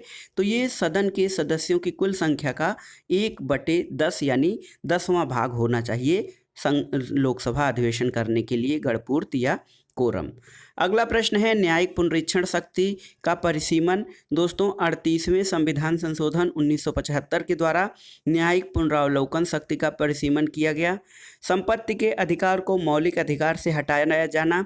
तो 44वें संविधान संशोधन 1978 द्वारा संपत्ति के अधिकार को मौलिक अधिकार से हटाकर इसे अनुच्छेद 300 क के तहत एक विधिक अधिकार बना दिया गया। मताधिकार की आयु 21 वर्ष से 18 वर्ष। तो 61वें संविधान संशोधन 1988 के द्वारा मत देने की या मताधिकार की न्यूनतम आयु 21 वर्ष से 18 वर्ष कर दी गई थी। उद्देशिका में पंथ निरपेक्ष शब्द का जोड़ा जाना। तो उद्देशिका में पंथ निरपेक्ष शब्द 42वें संविधान संशोधन 1976 द्वारा जोड़ा गया था। अगला प्रश्न है भारत में अमेरिका की राजनीतिक व्यवस्थाओं के बीच कौन सी विशेषता समान है? तो भारत और अमेरिका की राजनीतिक व्यवस्थाओं के बीच जो विशेषता समान है वो ये है कि राष्ट्रपति के पास पॉकेट वीटो की शक्ति है दोनों जगहों पर। अगला प्रश्न है भारतीय संविधान में राज्यों के संघ की संकल्पना कहाँ से ली गई है? तो ये ब्रिटिश नॉर्थ अमेरिका अधिनियम से। कौन सरकारिया आयोग का सदस्य था? तो दोस्तों डॉक्टर SR सेन सरकारिया आयोग के सदस्य थे। इसके एक अन्य सदस्य P शिवराम भी थे। अगला प्रश्न राज्यसभा सदस्यों की संख्या से है विभिन्न राज्यों में। गुजरात में राज्यसभा सदस्यों की संख्या 11 है। कर्नाटक में राज्यसभा सदस्य 12 हैं। केरल में 9 राज्यसभा सदस्य हैं और उड़ीसा में राज्यसभा सदस्यों की संख्या 10 है। अगला प्रश्न है राज्यसभा का सर्वप्रथम गठन किस वर्ष हुआ था? तो 1952 में राज्यसभा का सर्वप्रथम गठन किया गया था। अगला प्रश्न है दोस्तों अंतर राज्य परिषद गठन करने के लिए अधिकृत कौन है? तो ये है राष्ट्रपति। प्रोटेम स्पीकर सामान्यतः किसे नियुक्त किया जाता है? तो नवनिर्वाचित लोकसभा के वरिष्ठतम सदस्यों में से एक को प्रोटेम स्पीकर नियुक्त किया जाता है। प्रोटेम स्पीकर का दोस्तों कार्य क्या होता है? तो नवनिर्वाचित लोकसभा के सदस्यों के लिए जो है एक नए अध्यक्ष का चुनाव करना इसका मुख्य कार्य होता है। कौन सा एक क्षेत्रीय परिषदों का लक्षण नहीं है? तो यह एक संवैधानिक संस्था नहीं है। दोस्तों क्षेत्रीय परिषदें संवैधानिक संस्था के अंतर्गत हैं। और कौन सा अनुच्छेद 21 के दायरे में नहीं आता है? तो अनुच्छेद 21 जो कि जीवन का अधिकार प्रदान करता है ये मृत्युदंड के दायरे में नहीं आता है। दोस्तों अगला प्रश्न है कौन संसद सदस्यों का सामूहिक विशेषाधिकार नहीं है? तो साक्षी के रूप में उपस्थिति से स्वतंत्रता संसद के सदस्यों का सामूहिक विशेषाधिकार नहीं है। राज्यपाल को उच्च न्यायालय के न्यायाधीश की नियुक्ति का अधिकार नहीं है। तो दोस्तों राज्यपाल को विधान परिषद में कुछ सदस्यों को मनोनीत करने का अधिकार है। भारतीय संसद की सबसे बड़ी समिति कौन सी है? तो ये प्राक्कलन समिति भारतीय संसद की सबसे बड़ी समिति है। भारतीय संविधान का कौन सा अनुच्छेद संसद को राज्य सूची के विषय पर कानून बनाने के लिए शक्ति प्रदान करता है? ये है अनुच्छेद 249। अनुच्छेद 249 ये राज्यसभा को राज्य सूची के विषय पर कानून बनाने के लिए शक्ति प्रदान करता है। किस वाद के फैसले में सर्वोच्च न्यायालय ने सर्वप्रथम घोषित किया कि उद्देशिका संविधान का हिस्सा नहीं है? तो वेरुवारीवाद 1960 के मुकदमे में सर्वोच्च न्यायालय ने सबसे पहले ये घोषित किया कि उद्देशिका संविधान का भाग नहीं है। जबकि केशवानंद भारतीवाद 1973 में सर्वोच्च न्यायालय ने अपने केस को पलटते हुए अपने निर्णय को पलटते हुए निर्णय दिया कि उद्देशिका संविधान का अभिन्न अंग है। अगला प्रश्न देखते हैं। अगला प्रश्न है कि भारत एक गणतंत्र है जिसमें अंतर्निहित है। तो भारत एक गणतंत्र है जिसमें राज्य का अध्यक्ष निर्वाचित होता है। जो राष्ट्राध्यक्ष होता है दोस्तों ये यहाँ पे वंशानुगत नहीं बल्कि निर्वाचित होता है और इसी आधार पर भारत को एक गणतंत्र या रिपब्लिक कहा जाता है। अगला प्रश्न है भारतीय संविधान का कौन सा अनुच्छेद भारतीय राष्ट्रपति के महाभियोग से संबंधित है? तो ये अनुच्छेद 61 है। भारत का एक नागरिक अपनी नागरिकता खो देता है यदि वह भारतीय नागरिकता का परित्याग करता है, स्वेच्छा से अन्य देश की नागरिकता प्राप्त करता है। तो ये दो कारण हैं जिन आधारों पर कोई भी भारत का नागरिक अपनी नागरिकता खो देता है। कौन सा एक राज्य के नीति निर्देशक तत्वों का उद्देश्य नहीं है? तो एक धार्मिक राज्य की स्थापना करना राज्य के नीति निर्देशक तत्वों का उद्देश्य नहीं है।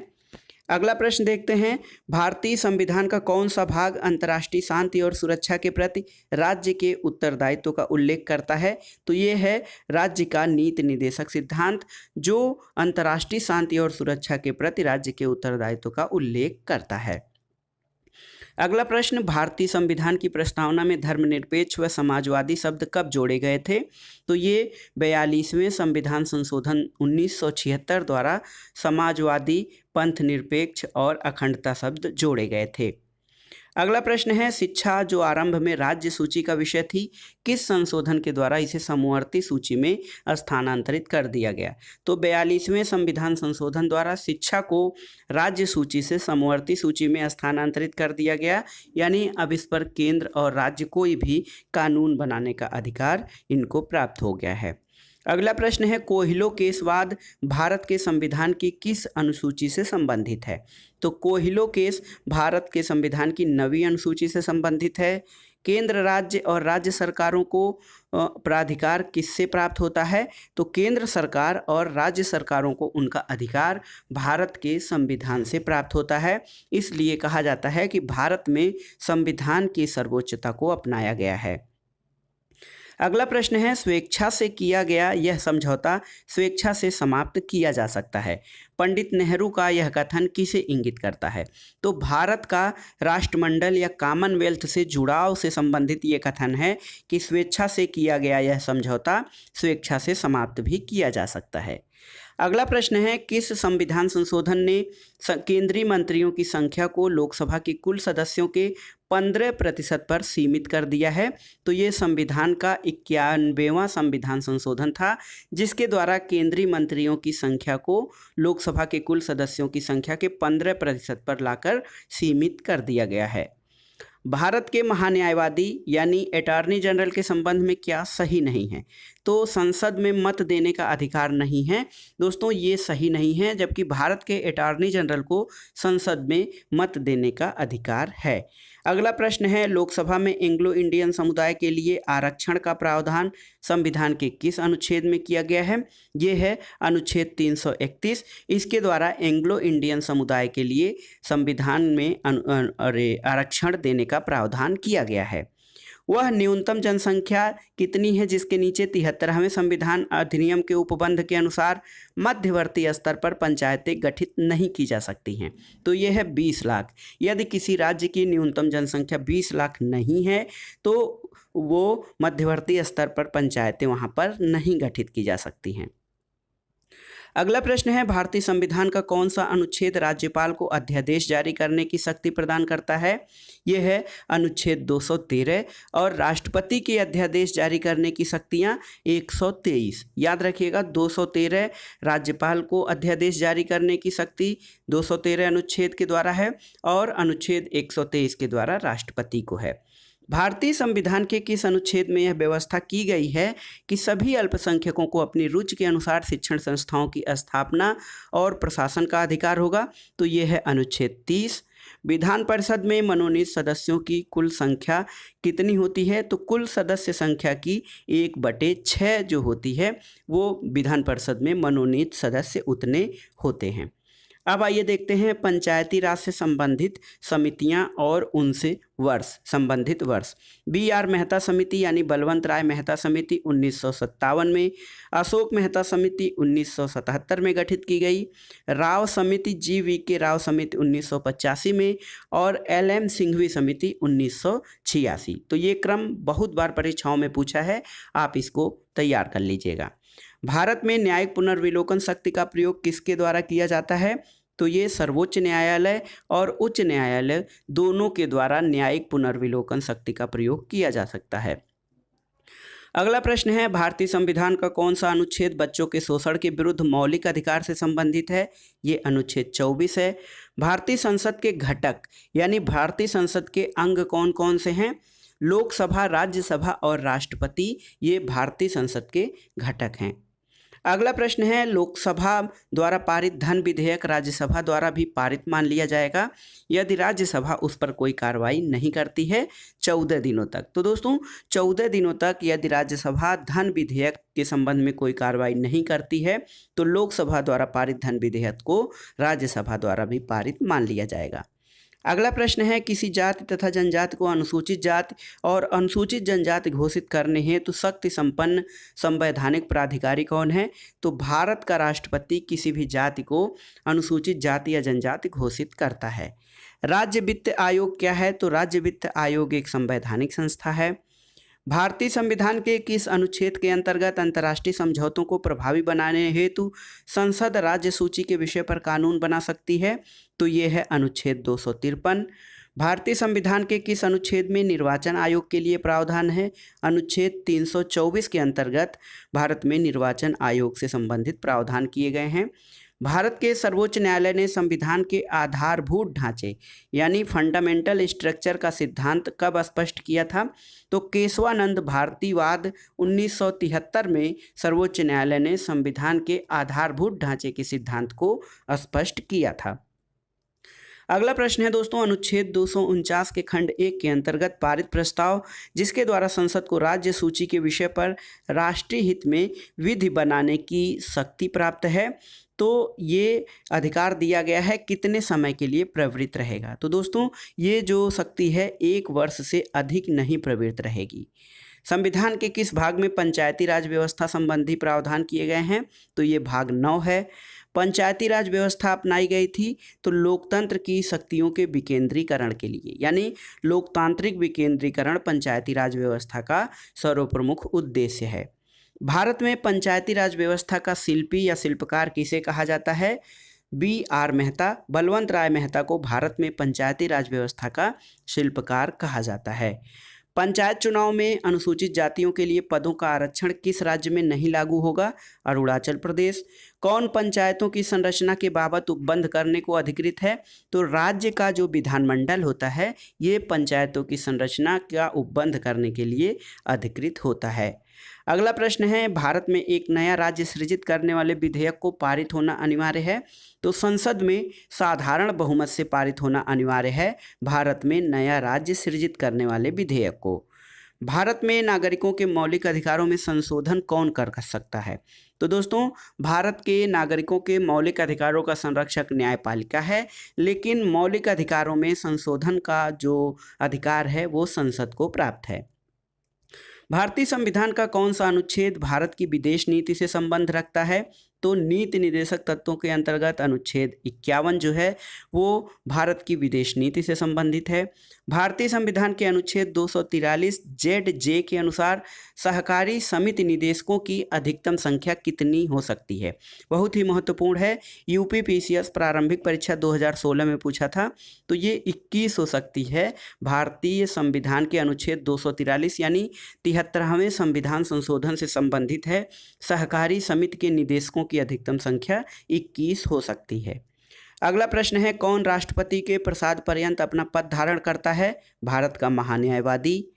भारतीय संविधान के किस संशोधन द्वारा अनुच्छेद 19(1)(c) में सहकारी समितियां शब्द जोड़ा गया था? तो ये है 97वां 97 जो संशोधन है 2011 के द्वारा भारतीय संविधान के अनुच्छेद 19(1)(c) में सहकारी समितियां शब्द जोड़ा गया है। अगला प्रश्न है दोस्तों, जब एक ही व्यक्ति को 2 या अधिक राज्यों के राज्यपाल नियुक्त किया जाता है तो राज्यपाल को दी जाने वाली उपलब्धियां और भत्ते कितने होंगे? तो दोस्तों इसे उन राज्यों के बीच ऐसे अनुपात में आवंटित किया जाएगा जैसा राष्ट्रपति आदेश द्वारा अवधारित करता है। कोई विधेयक जिसमें केवल व्यय अंतर्वलित है और अनुच्छेद 110 में विनिर्दिष्ट कोई विषय उसमें सम्मिलित नहीं है तो उसे संसद के किसी भी सदन में प्रारंभ किया जा सकता है। 110 में जो विनिर्दिष्ट कोई विषय उसमें सम्मिलित नहीं है तो वो धन विधेयक नहीं कहा जाएगा। धन विधेयक के बारे में आप जानते हैं कि इसे केवल लोकसभा में पेश किया जा सकता है, लेकिन साधारण विधेयक या कोई अन्य वित्त विधेयक उसे किसी भी सदन में, लोकसभा या राज्यसभा दोनों में से किसी में भी प्रारंभ किया जा सकता है। अगला प्रश्न है, भारतीय संविधान के वे अनुच्छेद जो जम्मू कश्मीर राज्य में स्वमेव लागू होते हैं वो कौन से हैं? तो दोस्तों अब ये प्रश्न देखिए, अनुच्छेद 1 और अनुच्छेद 370। तो अनुच्छेद 370 के तहत जम्मू कश्मीर राज्य को विशेष राज्य का दर्जा दिया गया था, लेकिन अनुच्छेद 370 को समाप्त कर दिया गया है। अब जम्मू कश्मीर राज्य को विशेष राज्य का दर्जा नहीं है, बल्कि अन्य राज्यों की तरह वह उसे भी एक सामान्य राज्य मान लिया गया है, भारतीय गणराज्य का, और वहाँ पर अब 2 नए केंद्र शासित प्रदेश गठित कर दिए गए हैं। अगला प्रश्न है, कौन राष्ट्रपति के चुनाव प्रकरण के लिए सही नहीं होता है? तो निर्वाचक मंडल के अपूर्ण होने के आधार पर राष्ट्रपति का चुनाव स्थगित किया जा सकता है, ये सही नहीं है। यदि निर्वाचक मंडल अपूर्ण भी है तो राष्ट्रपति का चुनाव स्थगित नहीं किया जा सकता है। अगला प्रश्न है, भारत के सर्वोच्च न्यायालय का परामर्शदात्री अधिकार से प्रयुक्त क्या होता है? तो ये है कि सार्वजनिक महत्व के कानूनी या तथ्यात्मक मामलों में राष्ट्रपति को परामर्श दे सकता है। ये भारत के सर्वोच्च न्यायालय का परामर्शदात्री या सलाहकारी अधिकार है। अगला प्रश्न है, यदि लोकसभा उपाध्यक्ष लोकसभा की अध्यक्षता कर रहे हों तो उन्हें एक अधिकार ये प्राप्त है कि मत बराबरी की अवस्था में वो निर्णायक मत दे सकते हैं। अगला प्रश्न है, पदासीन राष्ट्रपति की पदावधि की समाप्ति से भिन्न किसी कारण से उत्पन्न होने वाली रिक्ति की दशा में रिक्ति भरने के लिए निर्वाचन कितने समय में अवश्य हो जाना चाहिए?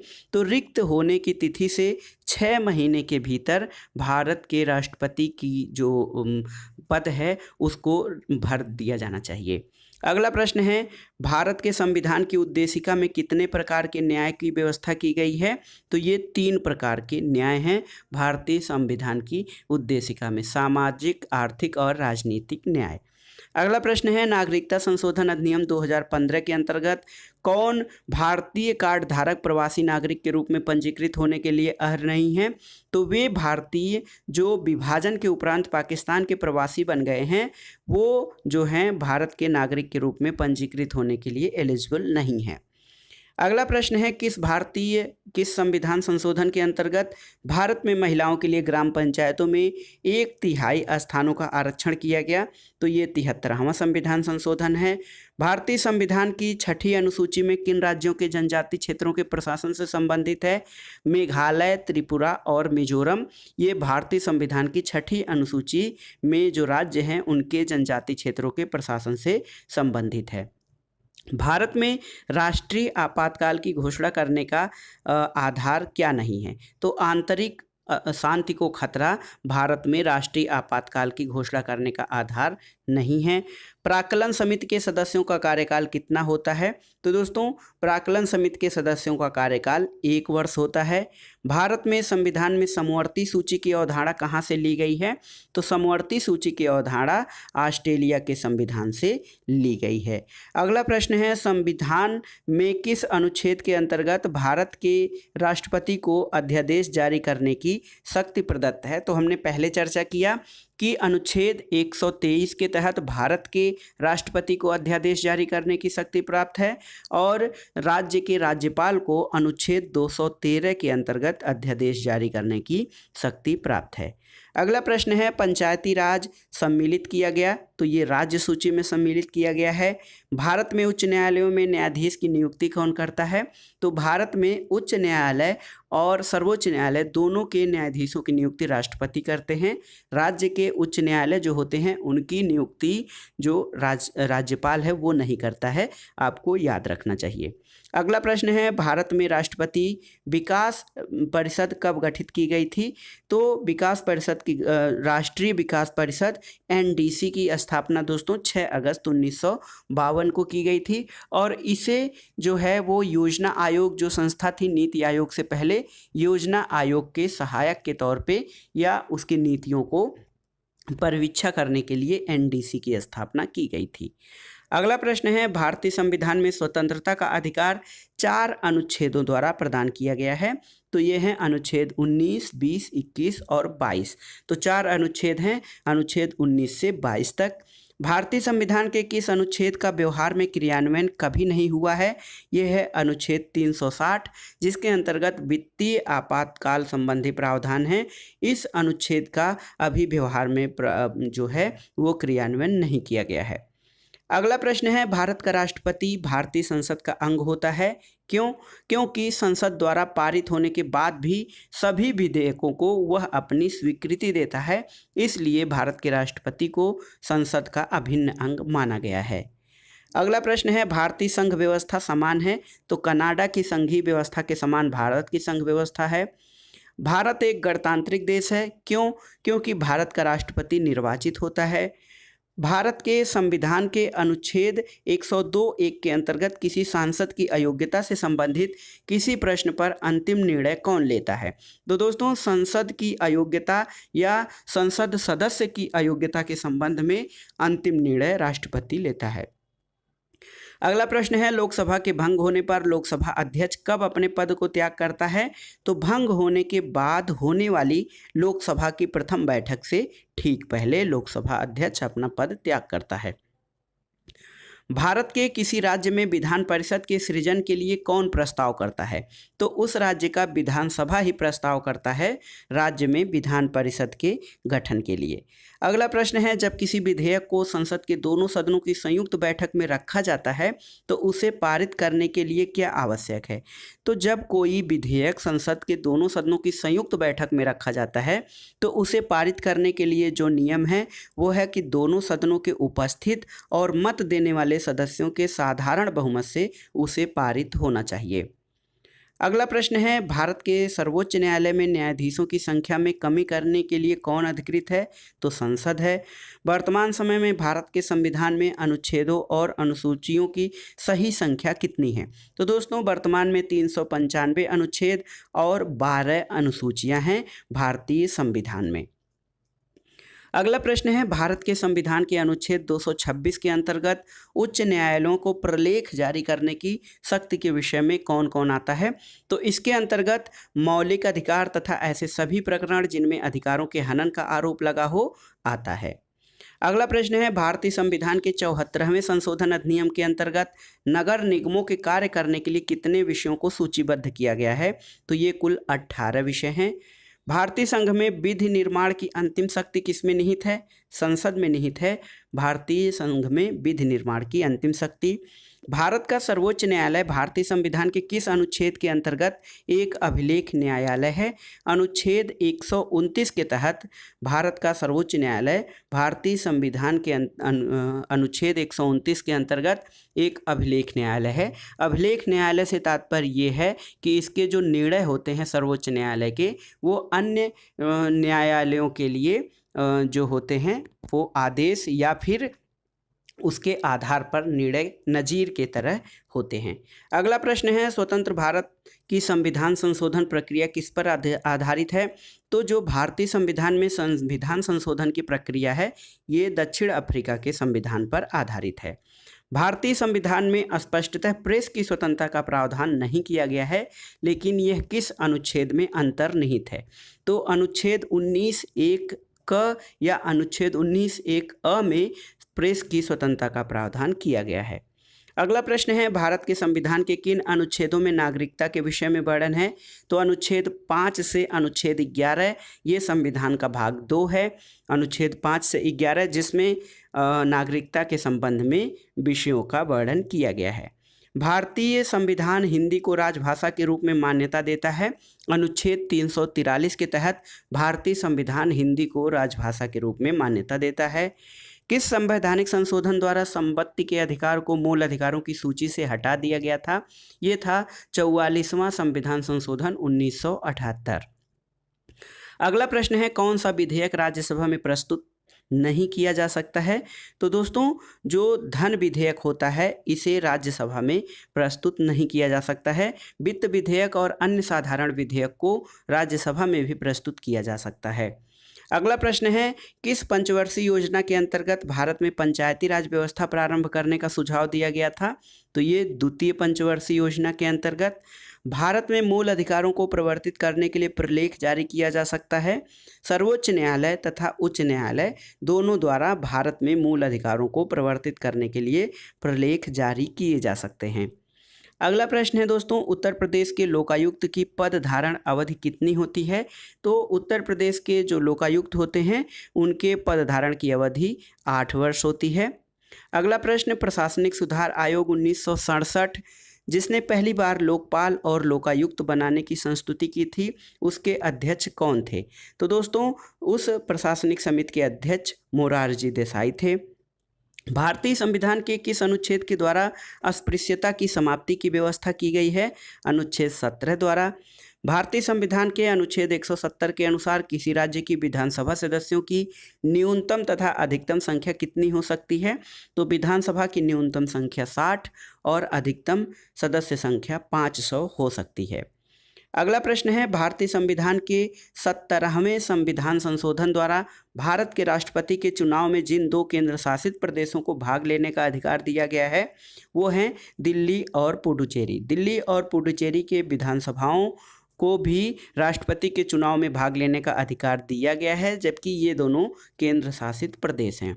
भारतीय संविधान सभा में कुल कितने महिला सदस्य थीं?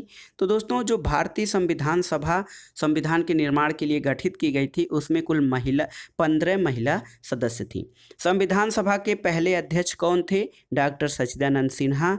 ड्राफ्टिंग कमेटी यानी प्रारूप समिति के चेयरमैन कौन थे?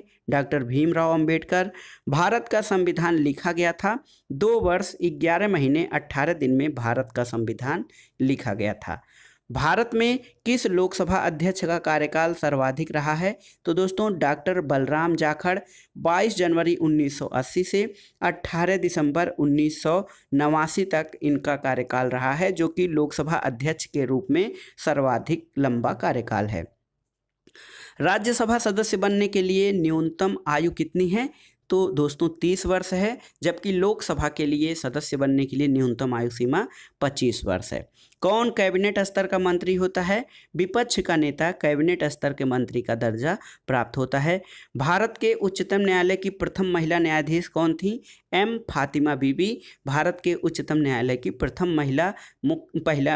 महिला न्यायाधीश थीं। उच्चतम न्यायालय में संविधान के निर्वाचन से संबंधित मामले की सुनवाई करने के लिए न्यायाधीशों की संख्या कम से कम कितनी होनी चाहिए? तो दोस्तों किसी मुद्दे में यदि संविधान का जो है व्याख्या या निर्वचन करना होता है तो उसके सुनवाई के लिए न्यायाधीशों की जो संख्या होती है वो कम से कम 5 होनी चाहिए। अगला प्रश्न है, विश्व का विशालतम न्यायिक प्राधिकरण है? तो ये इलाहाबाद हाई कोर्ट है। भारत के संविधान के किस अनुच्छेद के अधीन राज्यों के राज्यपाल की अध्यादेश जारी करने की शक्ति है? अनुच्छेद 213 के तहत। भारत में संविधान में किसके विरुद्ध अभियोग चलाने का प्रावधान नहीं है? तो किसी राज्य के राज्यपाल के विरुद्ध अभियोग चलाने का प्रावधान नहीं है। भारतीय राज्यों में मुद्रा बिल होने के लिए एक बिल कौन प्रमाणित करता है? तो कोई बिल धन विधेयक या मनी बिल है या नहीं, राज्यों में इस बात का प्रमाणन राज्य का विधानसभा अध्यक्ष करता है और केंद्र में लोकसभा अध्यक्ष की ये जिम्मेदारी है कि कोई राज्य मनी बिल, कोई विधेयक धन विधेयक है या नहीं। अगला प्रश्न है, किसी ग्राम पंचायत द्वारा उप प्रधान को पद से हटाने के लिए कम से कम कितने पंचायत सदस्यों का समर्थन आवश्यक है? तो 2/3 सदस्यों का समर्थन आवश्यक है। भारत में पंचायती राज स्थापित करने वाले प्रथम 2 राज्य कौन थे? राजस्थान और आंध्र प्रदेश भारत में पंचायती राज स्थापित करने वाले प्रथम 2 राज्य थे। एक व्यक्ति के लिए पंचायत का सदस्य बनने की न्यूनतम आयु सीमा कितनी है? तो ये है 21 वर्ष। भारतीय संविधान के अनुच्छेद 368 का संबंध किससे है? संविधान संशोधन की प्रक्रिया से। संविधान का कौन सा संशोधन केंद्र और राज्य में मंत्रिपरिषद के मंत्रियों की अधिकतम संख्या सीमित करता है? तो दोस्तों ये है 91वां संविधान संशोधन, जिसके तहत राज्य में केंद्र और राज्य मंत्रिपरिषद में मंत्रियों की सदस्य संख्या को न्यूनतम कर दिया गया है। संविधान का 52वां संशोधन किससे संबंधित है? दल बदल विरोधक कानून से। और भारत सरकार का मुख्य विधि अधिकारी कौन होता है? अटॉर्नी जनरल या महान्यायवादी। केंद्रीय सतर्कता आयुक्त अपने पद पर बना रह सकता है तो 4 वर्ष या 65 वर्ष की आयु तक। भारत में संघ लोक सेवा आयोग का गठन भारत के संविधान के किस अनुच्छेद के अंतर्गत किया गया है? तो ये है अनुच्छेद 315। इसके अंतर्गत भारतीय संविधान में संघ लोक सेवा आयोग का गठन किया गया है। भारत का एकमात्र राज्य जहां पर सामान्य सिविल कोड का प्रावधान है, तो दोस्तों ये है गोवा। गोवा में समान नागरिक संहिता या समान सिविल कोड का प्रावधान किया गया है।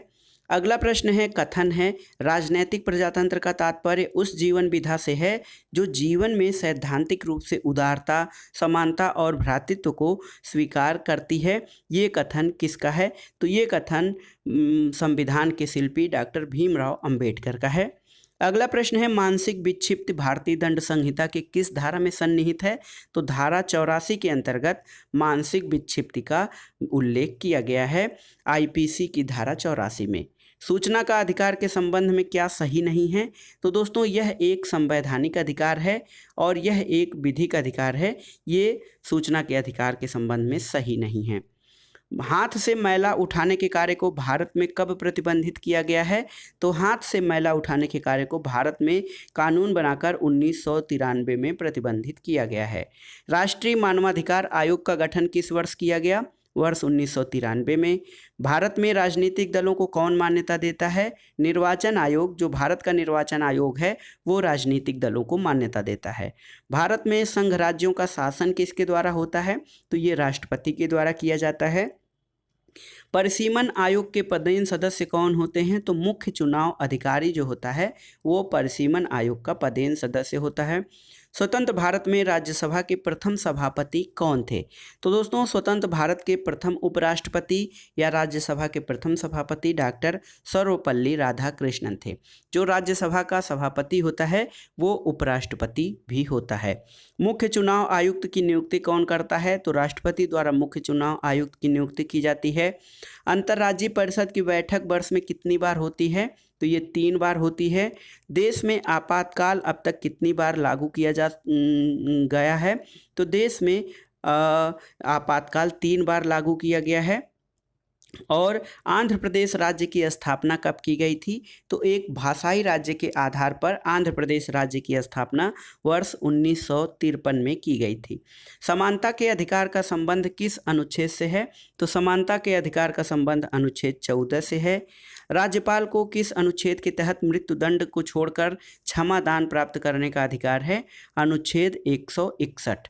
अनुच्छेद 161 के अंतर्गत किसी राज्य के राज्यपाल को क्षमा दान देने का अधिकार है, लेकिन वह मृत्युदंड को क्षमा नहीं कर सकता है। राष्ट्रपति को किस अनुच्छेद के अंतर्गत मृत्युदंड सहित क्षमादान देने का अधिकार है? तो राष्ट्रपति का जो अधिकार है क्षमादान का, ये अनुच्छेद 72 में वर्णित है, अनुच्छेद 72। संविधान के किस भाग में संविधान संशोधन प्रक्रिया का वर्णन किया गया है? तो संविधान का भाग 20, जिसके अंतर्गत अनुच्छेद 368 में संविधान संशोधन प्रक्रिया का वर्णन किया गया है। आकस्मिक निधि का संबंध किस अनुच्छेद से है? तो दोस्तों अनुच्छेद 267 267 का संबंध आकस्मिक निधि से है। संविधान बनाने के लिए कितनी कमेटियों का गठन किया गया था? तो संविधान बनाने के लिए कुल 13 समितियों का गठन किया गया था। किस संविधान संशोधन के तहत धर्मनिरपेक्षता अखंडता शब्द संविधान में जोड़े गए थे? ये था 42वां संविधान संशोधन। समाजवादी, धर्मनिरपेक्ष और अखंडता शब्द 42वें संविधान संशोधन 1976 से जोड़े गए थे। सर्वोच्च न्यायालय की शक्तियां किस देश के संविधान से ली गई हैं? तो ये संयुक्त राज्य अमेरिका के संविधान से। राष्ट्रपति पर महाभियोग चलाने की प्रक्रिया किस देश के संविधान से लिया गया है? ये है दोस्तों अमेरिका के संविधान से लिया गया है। और मुंबई उच्च न्यायालय की स्थापना कब हुई थी? सन 1862 में मुंबई उच्च न्यायालय की स्थापना की गई थी। वित्त आयोग का गठन किस अनुच्छेद के अंतर्गत किया जाता है? तो अनुच्छेद 280 के अंतर्गत फाइनेंस कमीशन यानी वित्त आयोग का गठन किया जाता है। एक वर्ष में संसद की कम से कम कितनी बैठकें होनी चाहिए? तो एक बैठक संसद की अगली बैठक में और जो है 6 महीने से अधिक का समय नहीं होना चाहिए, 6 महीने से अधिक का गैप नहीं होना चाहिए। तो इस आधार पर एक वर्ष में संसद की कम से कम 2 बैठकें अवश्य होनी चाहिए। भारत का एक उपराष्ट्रपति होगा किस अनुच्छेद में कहा गया है? तो अनुच्छेद 63 में कहा गया है भारत का एक उपराष्ट्रपति होगा। भारतीय संविधान में शामिल एकल नागरिकता किस देश के संविधान से लिया गया है? तो एकल नागरिकता का प्रावधान इंग्लैंड के संविधान से लिया गया है। अंतर्राष्ट्रीय ओलंपिक समिति के अध्यक्ष का चुनाव कितने वर्ष के लिए होता है? तो ये 8 वर्ष के लिए होता है दोस्तों, अंतर्राष्ट्रीय ओलंपिक समिति के अध्यक्ष का चुनाव। और ग्रीन पीस इंटरनेशनल का मुख्यालय कहाँ स्थित है? ग्रीन पीस इंटरनेशनल का मुख्यालय एम्स्टर्डम में स्थित है। भारतीय संविधान के अभिभावक, तो सर्वोच्च न्यायालय को भारतीय संविधान का अभिभावक कहा जाता है। जम्मू कश्मीर का संविधान कब लागू हुआ था? तो जम्मू कश्मीर का एक अलग संविधान 26 जनवरी 1957 को लागू हुआ था। राज्य सूची में किसी विषय पर संसद कितने अवधि के लिए कानून बना सकती है? तो ये 1 वर्ष के लिए राज्य सूची के विषय पर संसद कानून बना सकती है। विश्व मानवाधिकार दिवस कब मनाया जाता है दोस्तों? तो 10 दिसंबर को विश्व मानवाधिकार दिवस मनाया जाता है। संसद भवन किस वर्ष बनकर तैयार हुआ था? तो ये 1927 में बनकर तैयार हुआ था। और भारत में किस वर्ष वन्य जीव संरक्षण अधिनियम? तो वन्य जीव संरक्षण अधिनियम भारत में 1972 में पारित किया गया था। अगला प्रश्न देखते हैं दोस्तों, ये है कि नगर निगम का सर्वोच्च अधिकारी कौन होता है? तो महापौर, जिसे कि मेयर कहा जाता है, ये नगर निगम का सर्वोच्च अधिकारी होता है। अगला प्रश्न है, संविधान का कौन सा अनुच्छेद राष्ट्रपति को सरकार से सूचना प्राप्त करने की शक्ति प्रदान करता है? अनुच्छेद 78। लोकसभा को अपने समय से पूर्व भंग करने का अधिकार किसको है? तो लोकसभा को समय से पूर्व भंग करने का अधिकार राष्ट्रपति को है। आपातकाल की घोषणा के समय भारत के राष्ट्रपति कौन थे? तो जब भारत में इमरजेंसी या आपातकाल लागू हुआ था उस समय भारत के राष्ट्रपति फखरुद्दीन अली अहमद थे। राष्ट्रपति किस विषय पर सूची के अध्यादेश जारी नहीं कर सकता है? तो राष्ट्रपति राज्य सूची के विषयों पर अध्यादेश जारी नहीं कर सकता है। राज्य सूची के विषयों पर अध्यादेश जारी करने की शक्ति राज्य के राज्यपाल को प्राप्त है। फीफा वर्ल्ड कप विश्व कप का गठन किस वर्ष हुआ था? वर्ष 1904 में। हरियाणा विधानसभा ने सर्वसम्मत से आपराधिक कानून हरियाणा संशोधन 2018 पारित किया है, जो कितने वर्ष या उससे कम उम्र की लड़कियों से बलात्कार के दोषी पाए गए अभियुक्तों के लिए मौत की सज़ा का प्रावधान करता है? तो ये है दोस्तों 12 वर्ष से कम लड़कियों के बलात्कार के दोषी पाए जाने वाले अभियुक्तों के लिए मौत की सज़ा का प्रावधान का जो संशोधन हरियाणा विधेयक पारित किया है हरियाणा विधानसभा द्वारा। भारत का संविधान सभा द्वारा कब अपनाया गया था और जो 26 जनवरी 1950 को लागू किया गया था? तो दोस्तों भारत का जो संविधान है वो 26 नवंबर 1949 को अपनाया गया था, जिसे कि 26 जनवरी 1950 को लागू किया गया था।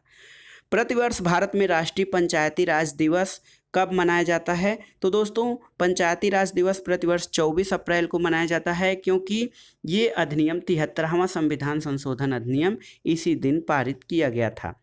73वें संविधान संशोधन अधिनियम के द्वारा भारतीय संविधान में किस शीर्षक से एक नया भाग 9 जोड़ा गया था, जो अनुच्छेद 243 से 243(8) के प्रावधान कवर करता है? तो ये पंचायत नाम से एक नया भाग जोड़ा गया था।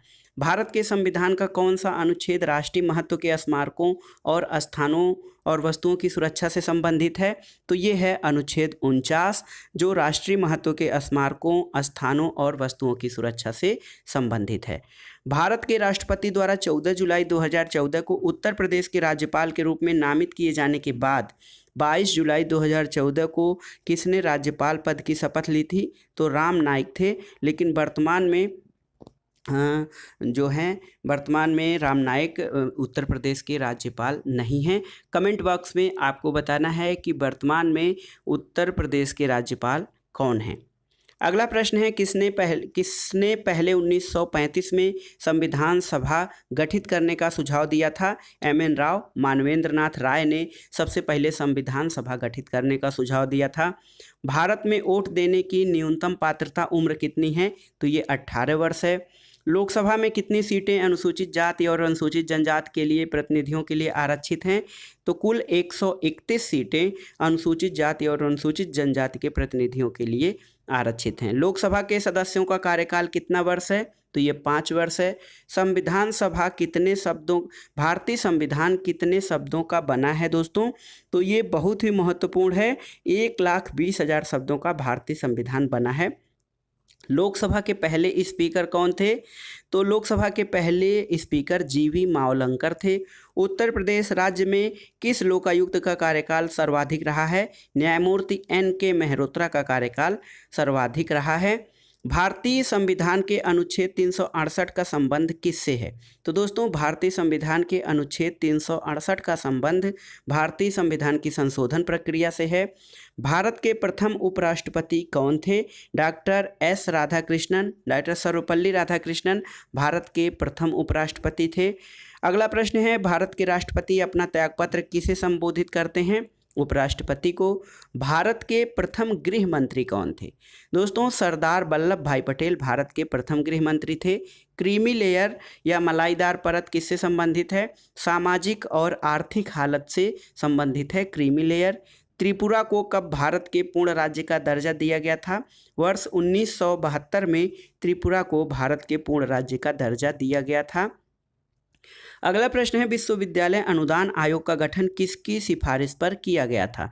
तो डॉक्टर सर्वपल्ली राधाकृष्णन आयोग की सिफारिशों के आधार पर UGC यानी यूनिवर्सिटी ग्रांट कमीशन का गठन किया गया था। शून्यकाल का अर्थ क्या होता है? शून्यकाल यानी 0 आवर, जब कोई अति महत्वपूर्ण विषय चर्चा के लिए उठाया जाए तो उस काल का संबंध शून्यकाल से होता है। अगला प्रश्न है, संवैधानिक उपचारों का अधिकार किसके तहत आता है? मौलिक अधिकारों के संबंध में संवैधानिक उपचारों का अधिकार आता है। संयुक्त राष्ट्र संघ की सरकारी भाषाएं कौन कौन सी हैं? तो दोस्तों जो है फ्रेंच, अंग्रेजी, फ्रेंच, ये संयुक्त राष्ट्र संघ की सरकारी भाषाएं हैं। किसी ग्राम पंचायत द्वारा उप प्रधान पद को हटाने के लिए कम से कम कितने पंचायत सदस्यों का समर्थन आवश्यक है? तो ये 2/3 सदस्यों का समर्थन आवश्यक है। पर भारत के सर्वोच्च नागरिक सम्मान कौन सा है? दोस्तों भारत का सर्वोच्च नागरिक सम्मान भारत रत्न है। कौन स्वर्ण सिंह समिति 1976 के सदस्य रहे हैं? AR अंतुले, SS रे और CM स्टीफन, ये स्वर्ण सिंह समिति के सदस्य रहे हैं। और स्वर्ण सिंह समिति 1976 की सिफारिशों के आधार पर ही भारत के संविधान में मूल कर्तव्यों को शामिल किया गया था। अगला प्रश्न है, मूल अधिकारों से संबंधित सही कालानुक्रम क्या है? तो सही कालानुक्रम है दोस्तों, AK गोपालन बनाम मद्रास राज्य, गोलकनाथ बनाम पंजाब राज्य, केशवानंद भारतीवाद और लास्ट में है मिनर्वा मिल्स वाद। अगला प्रश्न है, कौन सी तारीख को भारत के राष्ट्रपति ने अपनी शक्तियों का प्रयोग करते हुए उद्घोषणा की थी कि गंभीर आपात विद्यमान है जिसके कारण आंतरिक अशांति से भारत की सुरक्षा को गंभीर खतरा है? तो 25 जून 1975 को राष्ट्रपति ने अपनी शक्तियों का प्रयोग करके यह घोषणा की थी कि आंतरिक अशांति से भारत की सुरक्षा को गंभीर खतरा है। जनहित याचिका की अवधारणा की शुरुआत किस देश से हुई है दोस्तों? तो जो पब्लिक इंटरेस्ट लिटिगेशन या जनहित याचिका की अवधारणा है, इसकी शुरुआत संयुक्त राज्य अमेरिका से मानी जाती है। कौन सी जो शब्दावली है सूचना का अधिकार अधिनियम 2005 की उद्देशिका में उल्लिखित है? तो ये शब्दावली है सूचना की पारदर्शिता, सूचना का प्रकटन, समुचित नागरिकता, लोकतांत्रिक आदर्श की प्रभुता। ये शब्दावली सूचना के अधिकार अधिनियम 2005 की उद्देशिका में वर्णित है। अगला प्रश्न है दोस्तों, कौन राष्ट्रीय मानवाधिकार आयोग का पदेन सदस्य नहीं होता है? तो भारत के विधि आयोग का अध्यक्ष राष्ट्रीय मानवाधिकार आयोग का पदेन सदस्य नहीं होता है। राष्ट्रीय मानवाधिकार आयोग के सदस्यों की पदावधि पद ग्रहण की तारीख से कितनी होती है? तो ये 5 वर्ष या 70 वर्ष की आयु तक होती है राष्ट्रीय मानवाधिकार आयोग के सदस्यों की पदावधि। अगला प्रश्न है दोस्तों, और इस वीडियो का आखिरी प्रश्न, सिविल अधिकार संरक्षण अधिनियम 1955 का विस्तार कहाँ तक है? तो सिविल अधिकार संरक्षण अधिनियम 1955 का विस्तार संपूर्ण भारत के जो है क्षेत्र में विस्तृत है। तो दोस्तों ये था आज का वीडियो आपको कैसा लगा और आपके लिए कितना उपयोगी है हमें कमेंट बॉक्स में ज़रूर बताइएगा। वीडियो को लाइक करें, शेयर करें और इस चैनल मार्गदर्शन फॉर सिविल सर्विसेज को सब्सक्राइब करें। वीडियो देखने के लिए धन्यवाद दोस्तों, नमस्कार।